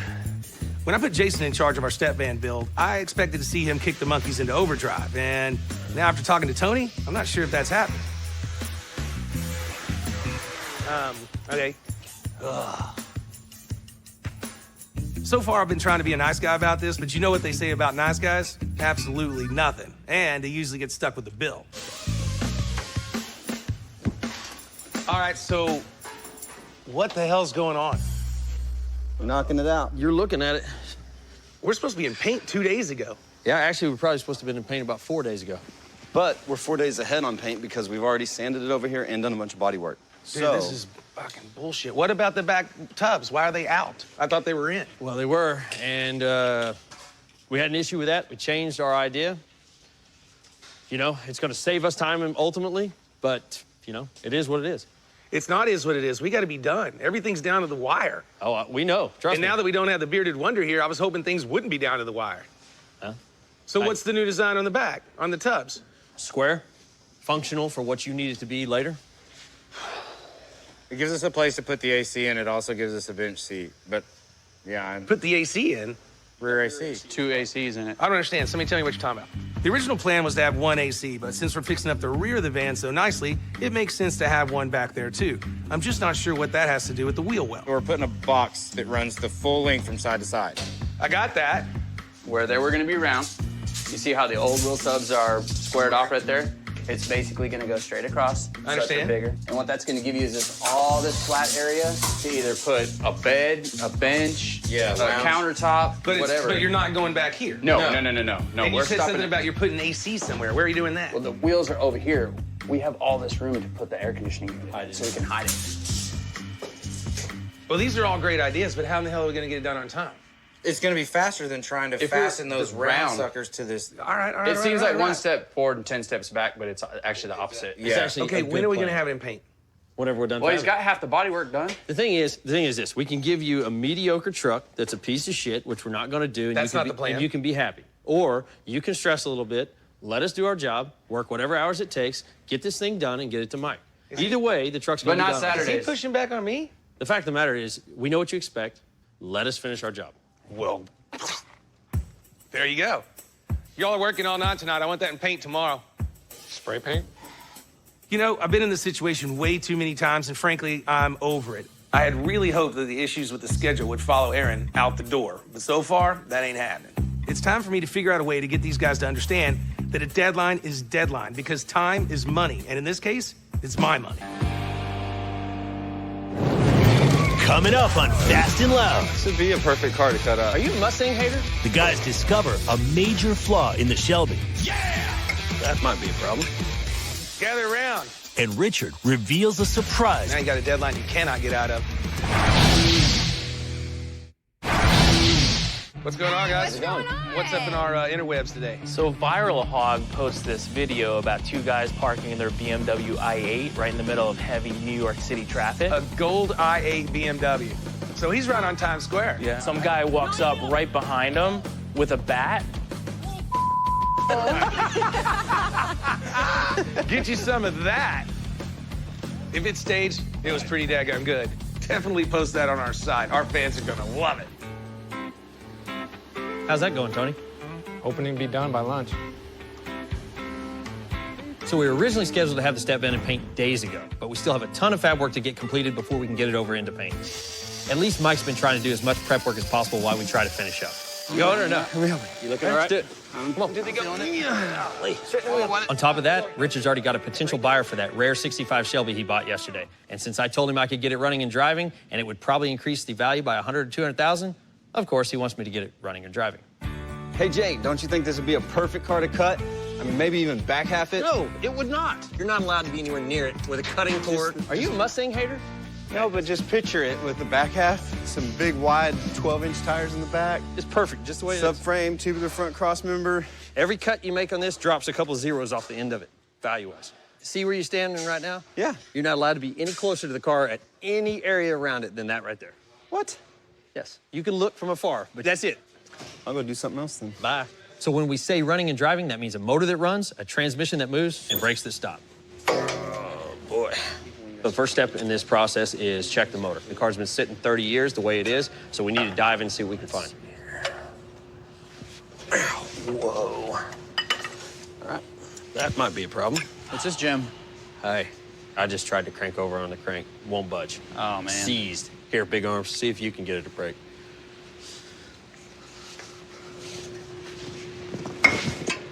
Oh, yeah. Loosen the bolt. Hey, he got further than I did. It is tight. Won't go either way. Well, this is the last thing I need, especially on our time schedule. I can't get the motor to move. It won't budge. When a motor's seized up, it generally means the piston's stuck in the cylinder head. I think I can. Did it move? I don't think so. All right. It's just tightening the bolt more. I can feel it tightening it. Pull the plugs out here. And throw some Pookie in there? Yeah. Throw some oil down in it and let it set. I don't think it's time to panic just yet. It could just take a little bit more persuasion. So we're gonna soak the cylinders down with some oil, see if they free up. Problem there is, it could take a couple of days before we know if it actually works. I'm already in the doghouse with Richard because we don't have the step van and paint yet, so I really hope this works. Oh, man. You don't want to upset Daddy. Tell me about it.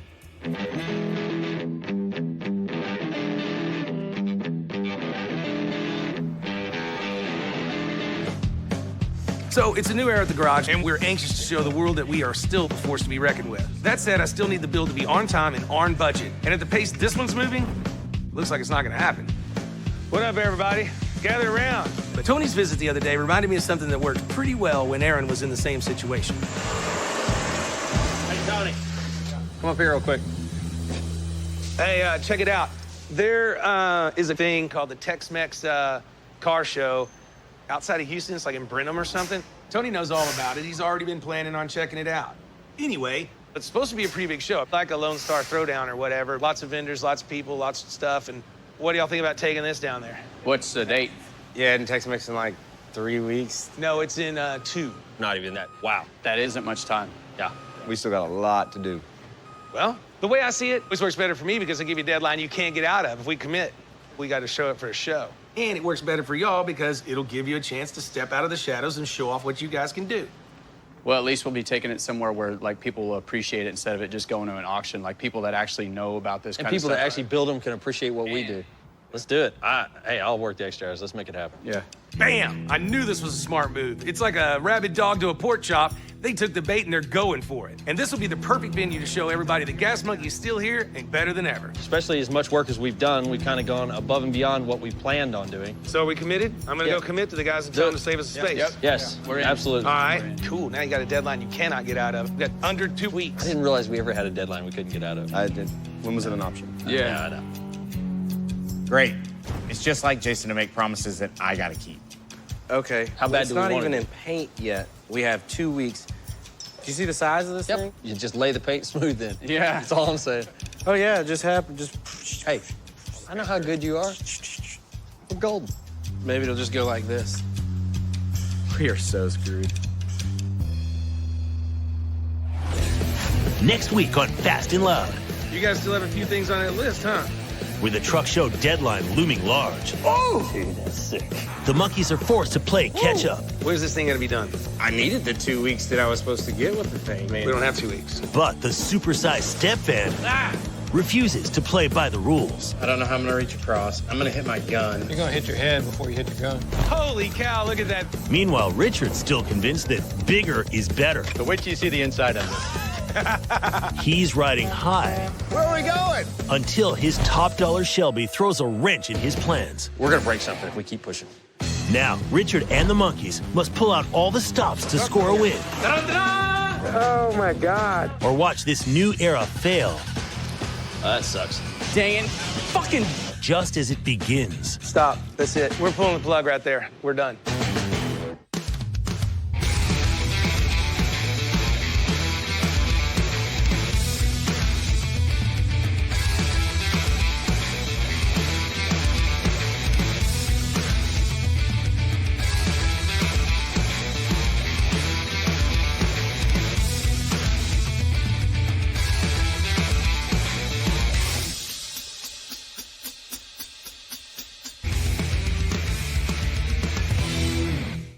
Kolkata থেকে তোমার অনেক offer এসেছে এবং কলকাতায় কিন্তু তোমার প্রচুর ভক্ত। আমি সেদিন দেখছিলাম যে কোয়েল মল্লিকের বাবা মা তোমার উচ্ছ্বসিত প্রশংসা করেছে এবং তোমার এহেন কোনো নাটক নেই যে তারা দেখেনি এবং তারা বলেছে কোয়েল মল্লিককে দেখাবে তোমার নাটকগুলো। এবং আমি জানি যে সেখানকার একজন সুপারস্টার তার ছবিতে তোমাকে অফার দিয়েছিল এবং গত বছর বহুরূপী বলে একটা সিনেমা সুপার ডুপার হিট হয়েছে, সেই ডিরেক্টররা তোমাকে অফার দিয়েছিল, কিন্তু তুমি করোনি কেন?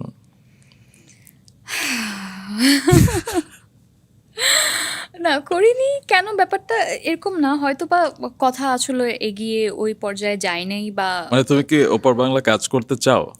ওয়াই নট, মানে এখানে এপার বাংলা ওপার বাংলা করে আসলে আমরা যেই সেপারেশনটা ক্রিয়েট করছি আমার মনে হয় সেটা একেবারেই দরকার নাই। বাংলা মানে বাংলা এবং আমরা সবাই বাঙালি এবং সেই জায়গা থেকে যেহেতু ওদের দেশের ভাষাটা আমাদের ভাষাটা একই, হ্যাঁ কাছাকাছি একই, তো ওরা যেহেতু আমাদের নাটক দেখে এত প্রশংসা করে, তাদের ফিল্ম আমরাও দেখি, ইন্ডাস্ট্রি যত বড় হবে ততই আসলে আমাদের জন্য বেটার।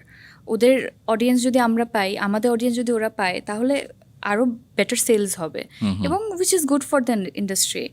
অ্যান্ড ক্রিয়েটিভিটি আসলে যতটুকু শেয়ার করা যায় ওটা কিন্তু তত বাড়ে। নিজেদের মধ্যেই আসলে এটাকে সীমাবদ্ধ করে রাখা, একটা বাউন্ডারি সেট করলে আসলে তাহলে ক্রিয়েটিভিটি আসলে ছড়ায় না, বাড়বে না, আমরাও শিখতে পারবো না, অন্যরাও শিখতে পারবে না। কাজ এখন পর্যন্ত যত কাজেরই অফার এসছে, হয়তো বা আমার মনে হয় সব কিছু মানে অপরচুনিটি আসলেই যে গ্র্যাব করে ফেলতে হবে সেটাও না। এবং আই থিঙ্ক কিন্তু আমি তোমাকে পার্সোনাল ডিফারেন্ট হরাইজনে দেখতে চাই, আমি ওপার বাংলা হোক, বলিউড হোক কিংবা দেশের বাইরের ছবিতেও দেখতে চাই। না অফকোর্স যদি আমি মনে করি যে আমার সাথে ক্যারেক্টারটা যাচ্ছে, আমি যেই ধরনের কাজগুলো করতে চাই বা যেটা আমার ভিশনের সাথে আরেকজনের ভিশন যদি মিলে যায়, তাহলে ডেফিনেটলি সেটা ইন ফিউচার করা হবে। Why not? আচ্ছা, তুমি কি বলিউডের একটি সিনেমা না করে রিগ্রেট করছো? যেগুলো কাজ করা হয়নি সেগুলো নিয়ে কথা বলার দরকার নেই। না, এটা তো অলরেডি পাবলিকলি চলে এসেছে। তুমি অফার পেয়েছিলে বিশাল ভারদ্বাজের সিনেমাতে, এই নিয়ে তুমি এখন কথা বলতে চাচ্ছ না? না মানে আমার মনে হয় আসলে বিকজ আমাদের খুব গুণী একজন অ্যাক্ট্রেস এই ফিল্মটা করেছেন, বাঁধন আপু, and she did wonderful job. তো আমার মনে হয় এটা নিয়ে আসলে কথা বলার কিছুই নেই, বিকজ আমরা যেটা পাবলিশড ওয়েতে দেখেছি, আমরা we saw the best version, and এটার আগে পিছে কি গল্প আছে না করছে, it doesn't matter at all. What she has done is fantastic, and আমার মনে হয় this was the right decision. It was perfect for her, and আমি যে ডিসিশনটা নিয়েছি বা আরও যারা অফার পেয়েছে তারা যে decision, that was perfect for them. Of course.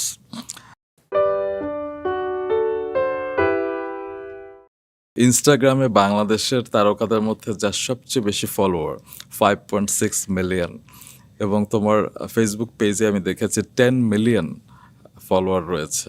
তোমার পার্সোনাল অ্যাকাউন্টে 1.2 মিলিয়ন। ওটা তো লক। ওকে। আর টিকটকে বোধহয় 2.6 মিলিয়ন ফলোয়ার রয়েছে। তো মাঝে মধ্যে কি একটু অহংকার হয়? এই ফলোয়ার্সের জন্য ভাইয়া অ্যাকাউন্ট কারণ এই ফলোয়ারের জন্যই তো অনেক তারকা কাজ অ্যাকাউন্ট করে। হ্যাক হয়ে গেলে এগুলো সব চলে যাবে এরকম মানে এই কয়েকটা সেকেন্ডের মধ্যে। আমার প্রথম প্রোফাইল অ্যাকাউন্ট কিন্তু মানে আমার প্রথম প্রোফাইল কিন্তু হ্যাক হয়ে গিয়েছিল। অ্যান্ড ওই সময় আমার মনে আছে বাংলাদেশে প্রথমবার কারো পার্সোনাল অ্যাকাউন্টে 1 লাখ ফলোয়ার হয়েছিল, যখন ফলোয়ার হওয়ার ওই সিস্টেমটা তৈরি হয়েছিল আর কি। তো that was like in 2012 or 13। তো ওই 1 লাখ হয়েছে, ওটার উপর অনেক মানুষের নজর ছিল, হ্যাকার্সদের। তো তখন হ্যাক করে ফেলেছিল, ওটা আমি রিকভার করতে পারিনি ওই সময়। তো তোমার কোনো ফিল হয় না যে আমার এত ফলোয়ার? না, আমার কাছে শুধু এটা ফিল হয় দ্যাট মানে যেহেতু এতজন ফলো করছে, সো এক ধরনের একটা রেসপন্সিবিলিটি কাজ করে, কিছুটা ভয়ও কাজ করে মানে আমার মনে হয় এই রেসপন্সিবিলিটি আর ভয়ের কারণেই আমি লাইফে আরও বেশি কেয়ারফুল হওয়া শিখেছি। দ্যাট আমার প্রত্যেকটা স্টেপ আসলে it has to be right, because অনেকেই আসলে এই স্টেপগুলোকে ফলো করছে। অ্যান্ড আমি যদি একটা রং স্টেপ নেই, যেটা হয়তো বা আমার থেকে হয়তো বা ভালো কোনো কিছু হলো না, তখন ওইটা অনেকেই পজিটিভলি নিবে না, কিংবা ওই খারাপ কাজটাকেই ফলো করতে পারে। তো আমি দেখেছি তুমি ফলোয়ারদেরকে খুব ভালোভাবে কি বলবো, তোমার বার্তাগুলো, সামাজিক বার্তাগুলো তুমি পৌঁছে দাও। কারোর জন্য রক্ত লাগলে তুমি রেগুলার সেটা তুমি পোস্ট করো। এটা this is very I would say মানে I am once again honoured that blood ডোনেশনের কিছু গ্রুপ আছে ফেসবুকে, এবং ওখানকার একজনের সাথে আমার পার্সোনালি পরিচয় হয়েছে শুটিং করতে গিয়ে ওই সময়টাতে। তো তখন আমি বলেছিলাম তারা যেহেতু আসলে এত কাজ করছে, বাট তাদের যে রিচ ভার্সেস আমার ফলোয়ার্স থাকার কারণে যে রিচ, ওনারা বলছিল দ্যাট আপনারা দিলে অনেক ভালো একটা রেসপন্স আসে, এবং অনেক সময় অনেক এমার্জেন্সি সিচুয়েশনে রক্ত তারা পেয়েছে, বিকজ কোনো না কোনো সেলিব্রিটি কিংবা বড় একজন তারকা পোস্টটা দিয়েছে, এবং সেটা এমন একজনের কাছে পৌঁছে গেছে যে হয়তো বা কাছাকাছি ছিল, তাহলে সে জানতো না হলে। তো সেই জায়গা থেকে আমি একজনের সাথে আমার পরিচয় আছে, আমি ওনাকে বললাম আপনি তাহলে আমাকে একদম পার্সোনালি টেক্সট করবেন। আমি নাম্বার দিয়ে এসেছিলাম। যখনই এমন সিচুয়েশন হবে যে কোনো একটা ব্লাড গ্রুপ একেবারেই পাওয়া যাচ্ছে না, ভেরি ইম্পর্ট্যান্ট, যে 1-2 ঘন্টার মধ্যেই লাগবে বা এরকম কিছু, আমাকে পার্সোনালি টেক্সট করবেন, আমি সেটা সাথে সাথে পোস্ট করবো। আর আমার মাধ্যমে যদি একজনের ভালো কিছু হয় তাহলে মানে এটা তো মানে অনেক এটাই তো বড় আসলে একটা, হওয়া উচিত। আসলে স্টার পাওয়ারকে ইউজ করে যদি মানুষের পাশে থাকা যায়, কারণ তোমরা তো আসলে তাদের কারণেই তারকা, তাদের ভালোবাসার কারণে তোমরা আজকের এই অবস্থানে। আর এখানে আমার কোনো কিছু করতেও হচ্ছে না, একটা স্ট্যাটাস দিতে তো কোনো প্রবলেম নাই। মানে এটা যদি একজনের লাইফ সেভ করে, এর চাইতে বড় আর কি হতে পারে? অবশ্যই।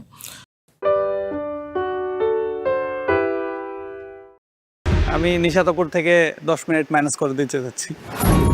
মানে আমার সময় কমিয়ে দিয়ে আবার হচ্ছে আমাকে কি বলবো, একটা পাম দেওয়ার বিষয় যেটা বলে, ও আমাকে ওইটা দিচ্ছে। তো আমার খুব হাসিও পাচ্ছিল, আবার হচ্ছে ওর উপরে রাগও হচ্ছিল। ব্ল্যাক স্কার্ফের পাওয়ার আজকে সাফায়েত আপনার জন্য 3টা অপশন থাকবে। নাম্বার 1, আপনি যদি চান তাহলে আপনি কুকিং টাইমের ভিতরে যে কোনো সময় আবার মেন্টার্স টাইম আউট 2 মিনিটের জন্য নিতে পারবেন। অপশন 2, টপ 8-এর আজকে যারা পার্টিসিপেট করছে তাদের কুকিং টাইম থেকে, যেটা আমরা এখনো জানি না, what ever the cooking time is, সেখান থেকে আপনি যে কোনো একজন পার্টিসিপেন্টের 10 মিনিটস মাইনাস করে দিতে পারবেন। অ্যান্ড অপশন 3, আপনি রাধুনী গ্রোসারি স্টোরে আনলিমিটেড টাইমের জন্য যেতে পারবেন। চিন্তা করবেন, চিন্তা করে আমাকে জানাবেন।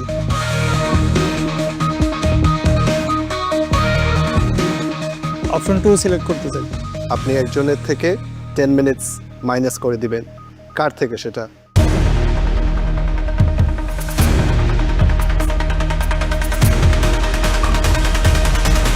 আমি নিশাতপুর থেকে 10 মিনিট ম্যানেজ করে দিতে যাচ্ছি। আমার আপুকে চ্যালেঞ্জ ছড়ে দেওয়ার মূল উদ্দেশ্য এবং মূল রিজন ছিল আপুকে একটু হচ্ছে অগ্নিস্ফুলিঙ্গ দিয়ে দেওয়া। আপু হচ্ছে একটা কয়লার মতো, শুকনা কয়লা, কিন্তু আগুন পাইতেছে না। আমি একটু আগুন দিয়ে দিয়েছি, আপু জ্বলে উঠবে ইনশাল্লাহ। মানে আমার কাছে বিষয়টা ইন্টারেস্টিং লাগছে, মানে আমার সময় কমিয়ে দিয়ে আবার হচ্ছে আমাকে কি বলবো একটা পাম দেওয়ার বিষয় যেটা বলে ও আমাকে ওইটা দিচ্ছে, তো আমার খুব হাসিও পাচ্ছিল, আবার হচ্ছে ওর উপরে রাগও হচ্ছিল। Safayat, good decision. আপনার ব্ল্যাক স্কার্ফটা আমাকে দিয়ে যাবেন।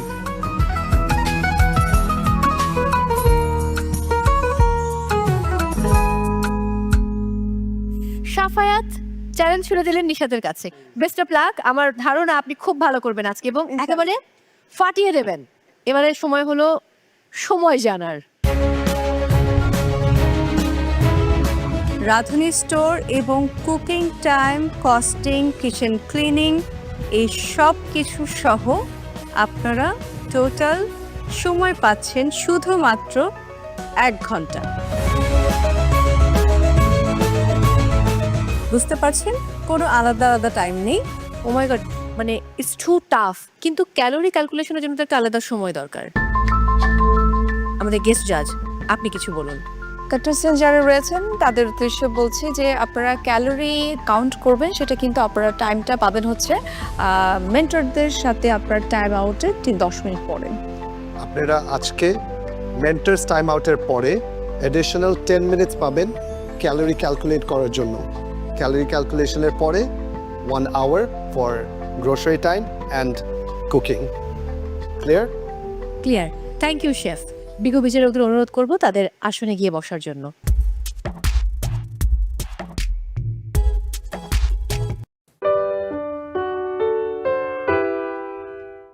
টেস্টের কথা চিন্তা করে আমার কাছে চমৎকার লেগেছে, তবে আমি ক্যালোরির ব্যাপারে একটু কনসার্ন।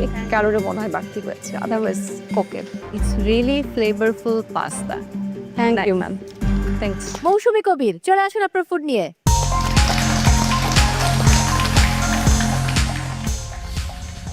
আজকে একটা ইটালিয়ান পাস্তা বানিয়েছি।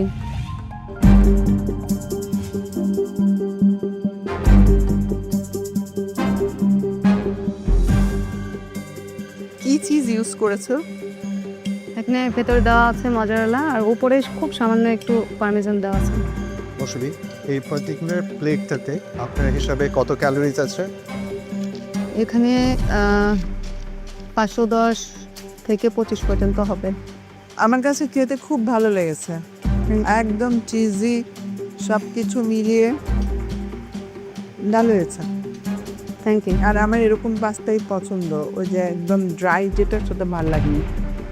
আমার কাছে এক কথায় যদি টেস্টের কথা চিন্তা করে আমার কাছে চমৎকার লেগেছে যে ইনগ্রেডিয়েন্টগুলো আপনি ইউজ করেছেন, স্পেশালি চিজ মনে হয় আপনি মজারেলা চিজ আপনি অ্যাড করেছেন। সো অন্যান্য চিজের তুলনায় আমরা মজারেলা চিজটাকে না একটু হেলদি হিসেবে কাউন্ট করি।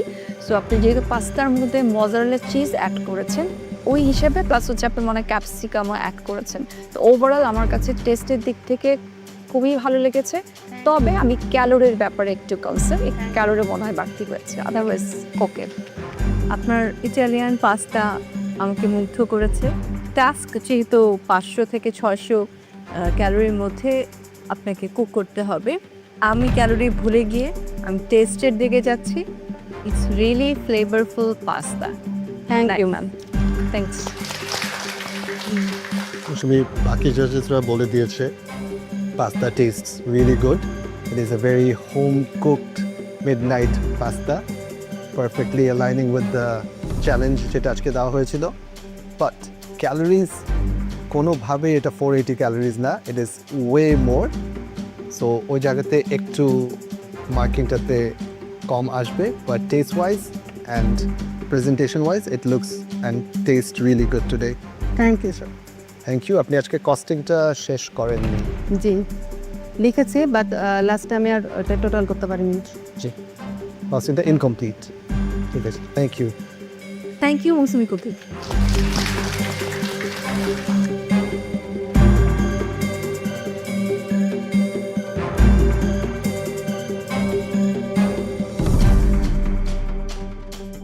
মিডনাইট ক্রেভিংয়ের কথা, থিমটা দেখে আমার প্রথমে মনে পড়েছিল চিপসের কথা, কারণ আমি হচ্ছে চিপস খুব পছন্দ করি এবং রাত বিরাতে আমি চিপস খাওয়া শুরু করে দিই, এটা বাচ্চারাও জানে।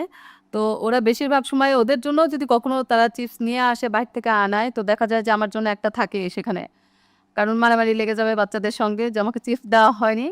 তো চিপস আমি খুবই পছন্দ করি, কিন্তু এখানে যেহেতু ক্যালোরির একটা ব্যাপার ছিল, তো চিপসটা অ্যাকসেপ্টেবল ছিল না, দ্যাটস ওয়াই আমাকে পাস্তাতে চলে যেতে হয়েছিল, যে পাস্তাটা এটা অনেক মানে কালারফুল একটা জিনিস হয়, আবার পেটটাও ভরে, আমার ক্রেভিংটাও মিটে যাবে, এই জন্য পাস্তাটাকে চুজ করেছিলাম।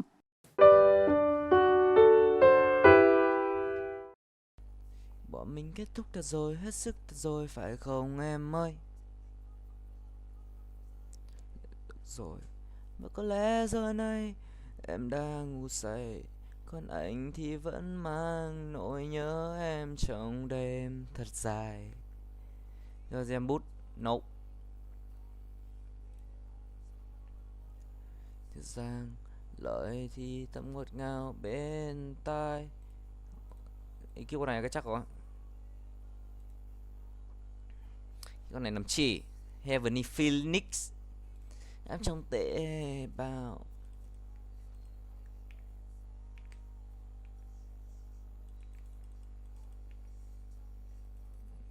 Suy nghĩ. Ok đó. 3 app à? Đây là cái này và cái này đầu tiên. Ok, xong rồi lên.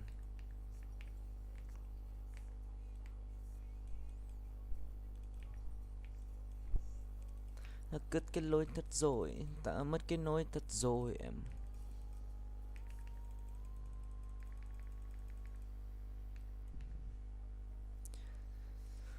Em ơi, tan vỡ.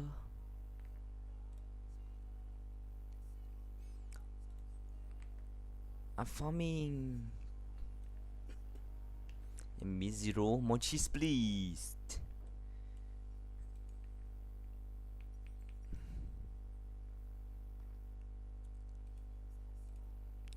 Và có lẽ giờ này em đã ngủ say, còn anh thì vẫn mang nỗi nhớ em trong đêm thật dài.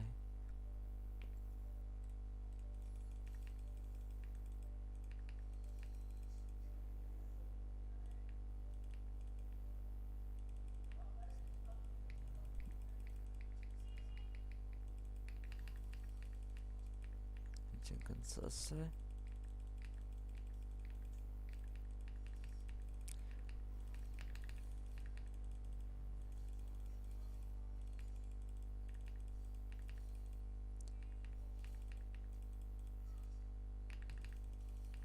Rồi sẽ đến, rồi sẽ đến.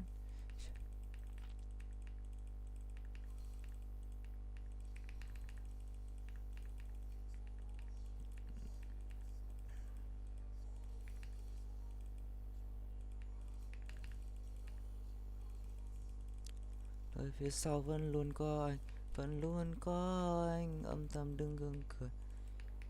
Có lẽ chỉ cần cho hết đi.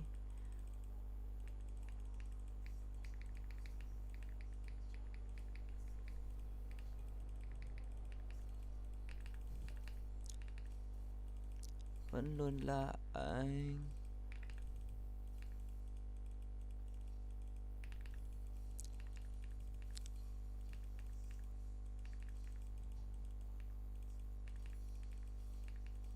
Cũng chẳng được gì, và cô nước keo cũng chẳng được gì.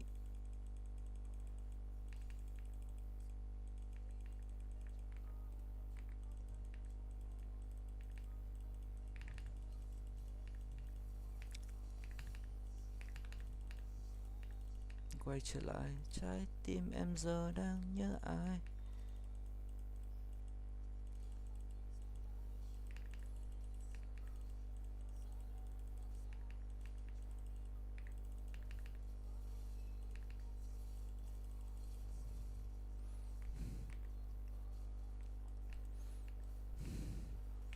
Thằng cái đàn điên ấy.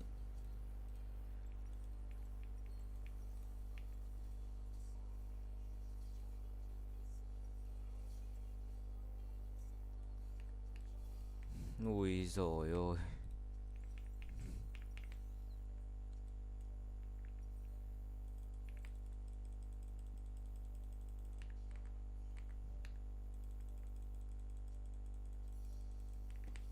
Đần điên.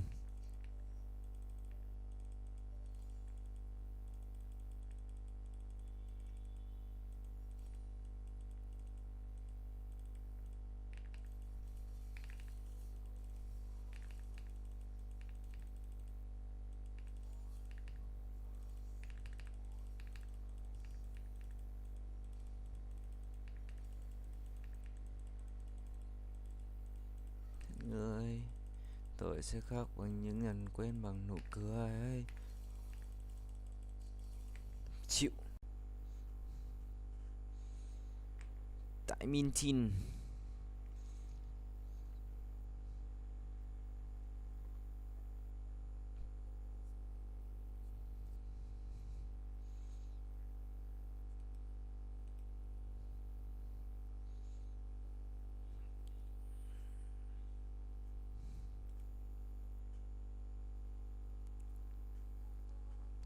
Lại một chút.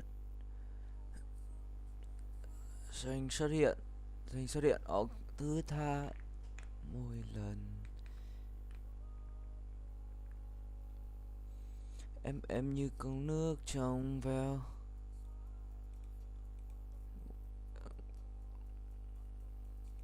Có em gần bên. 101 à?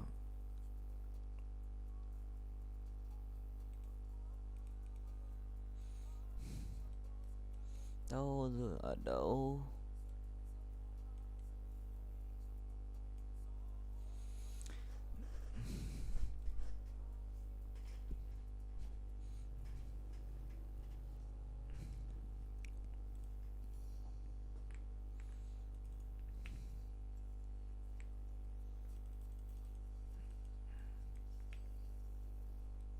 Nước mắt không? Nước mắt đi.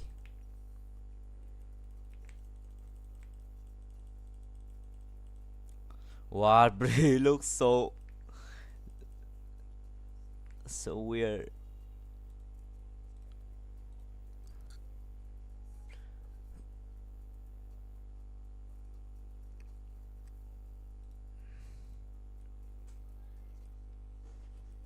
Bình yên là tướng không chạm được.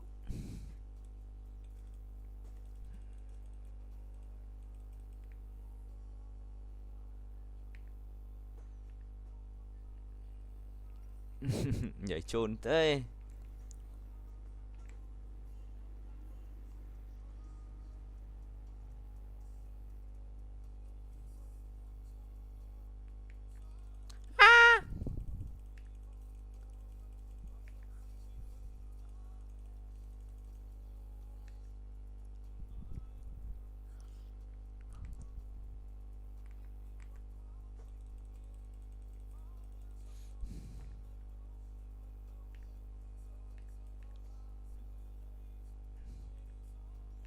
Rồi, AD một mạng rồi, nói so.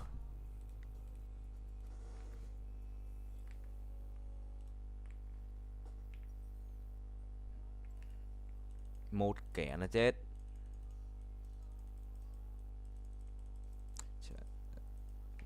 Ấy dịu dàng, lợi thì thầm ngọt ngào bé.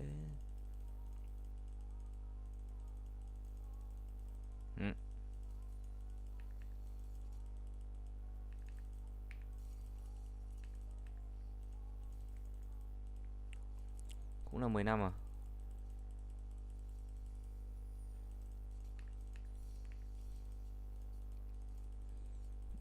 Nốt nhạc qua cùng cái mic.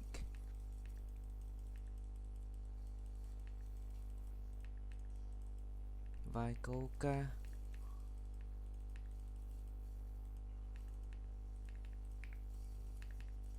Có lẽ giờ này em đã ngủ say.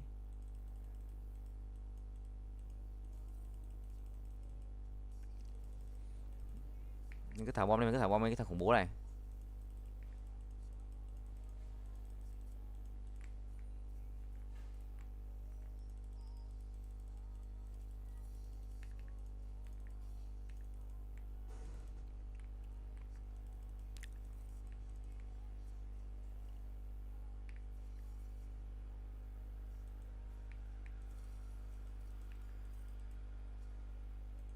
Tận 200 lần.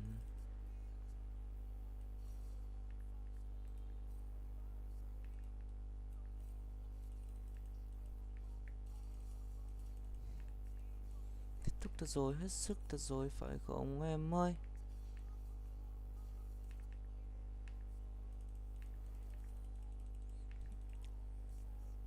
What? Thằng ấy vẫn ở đấy vậy?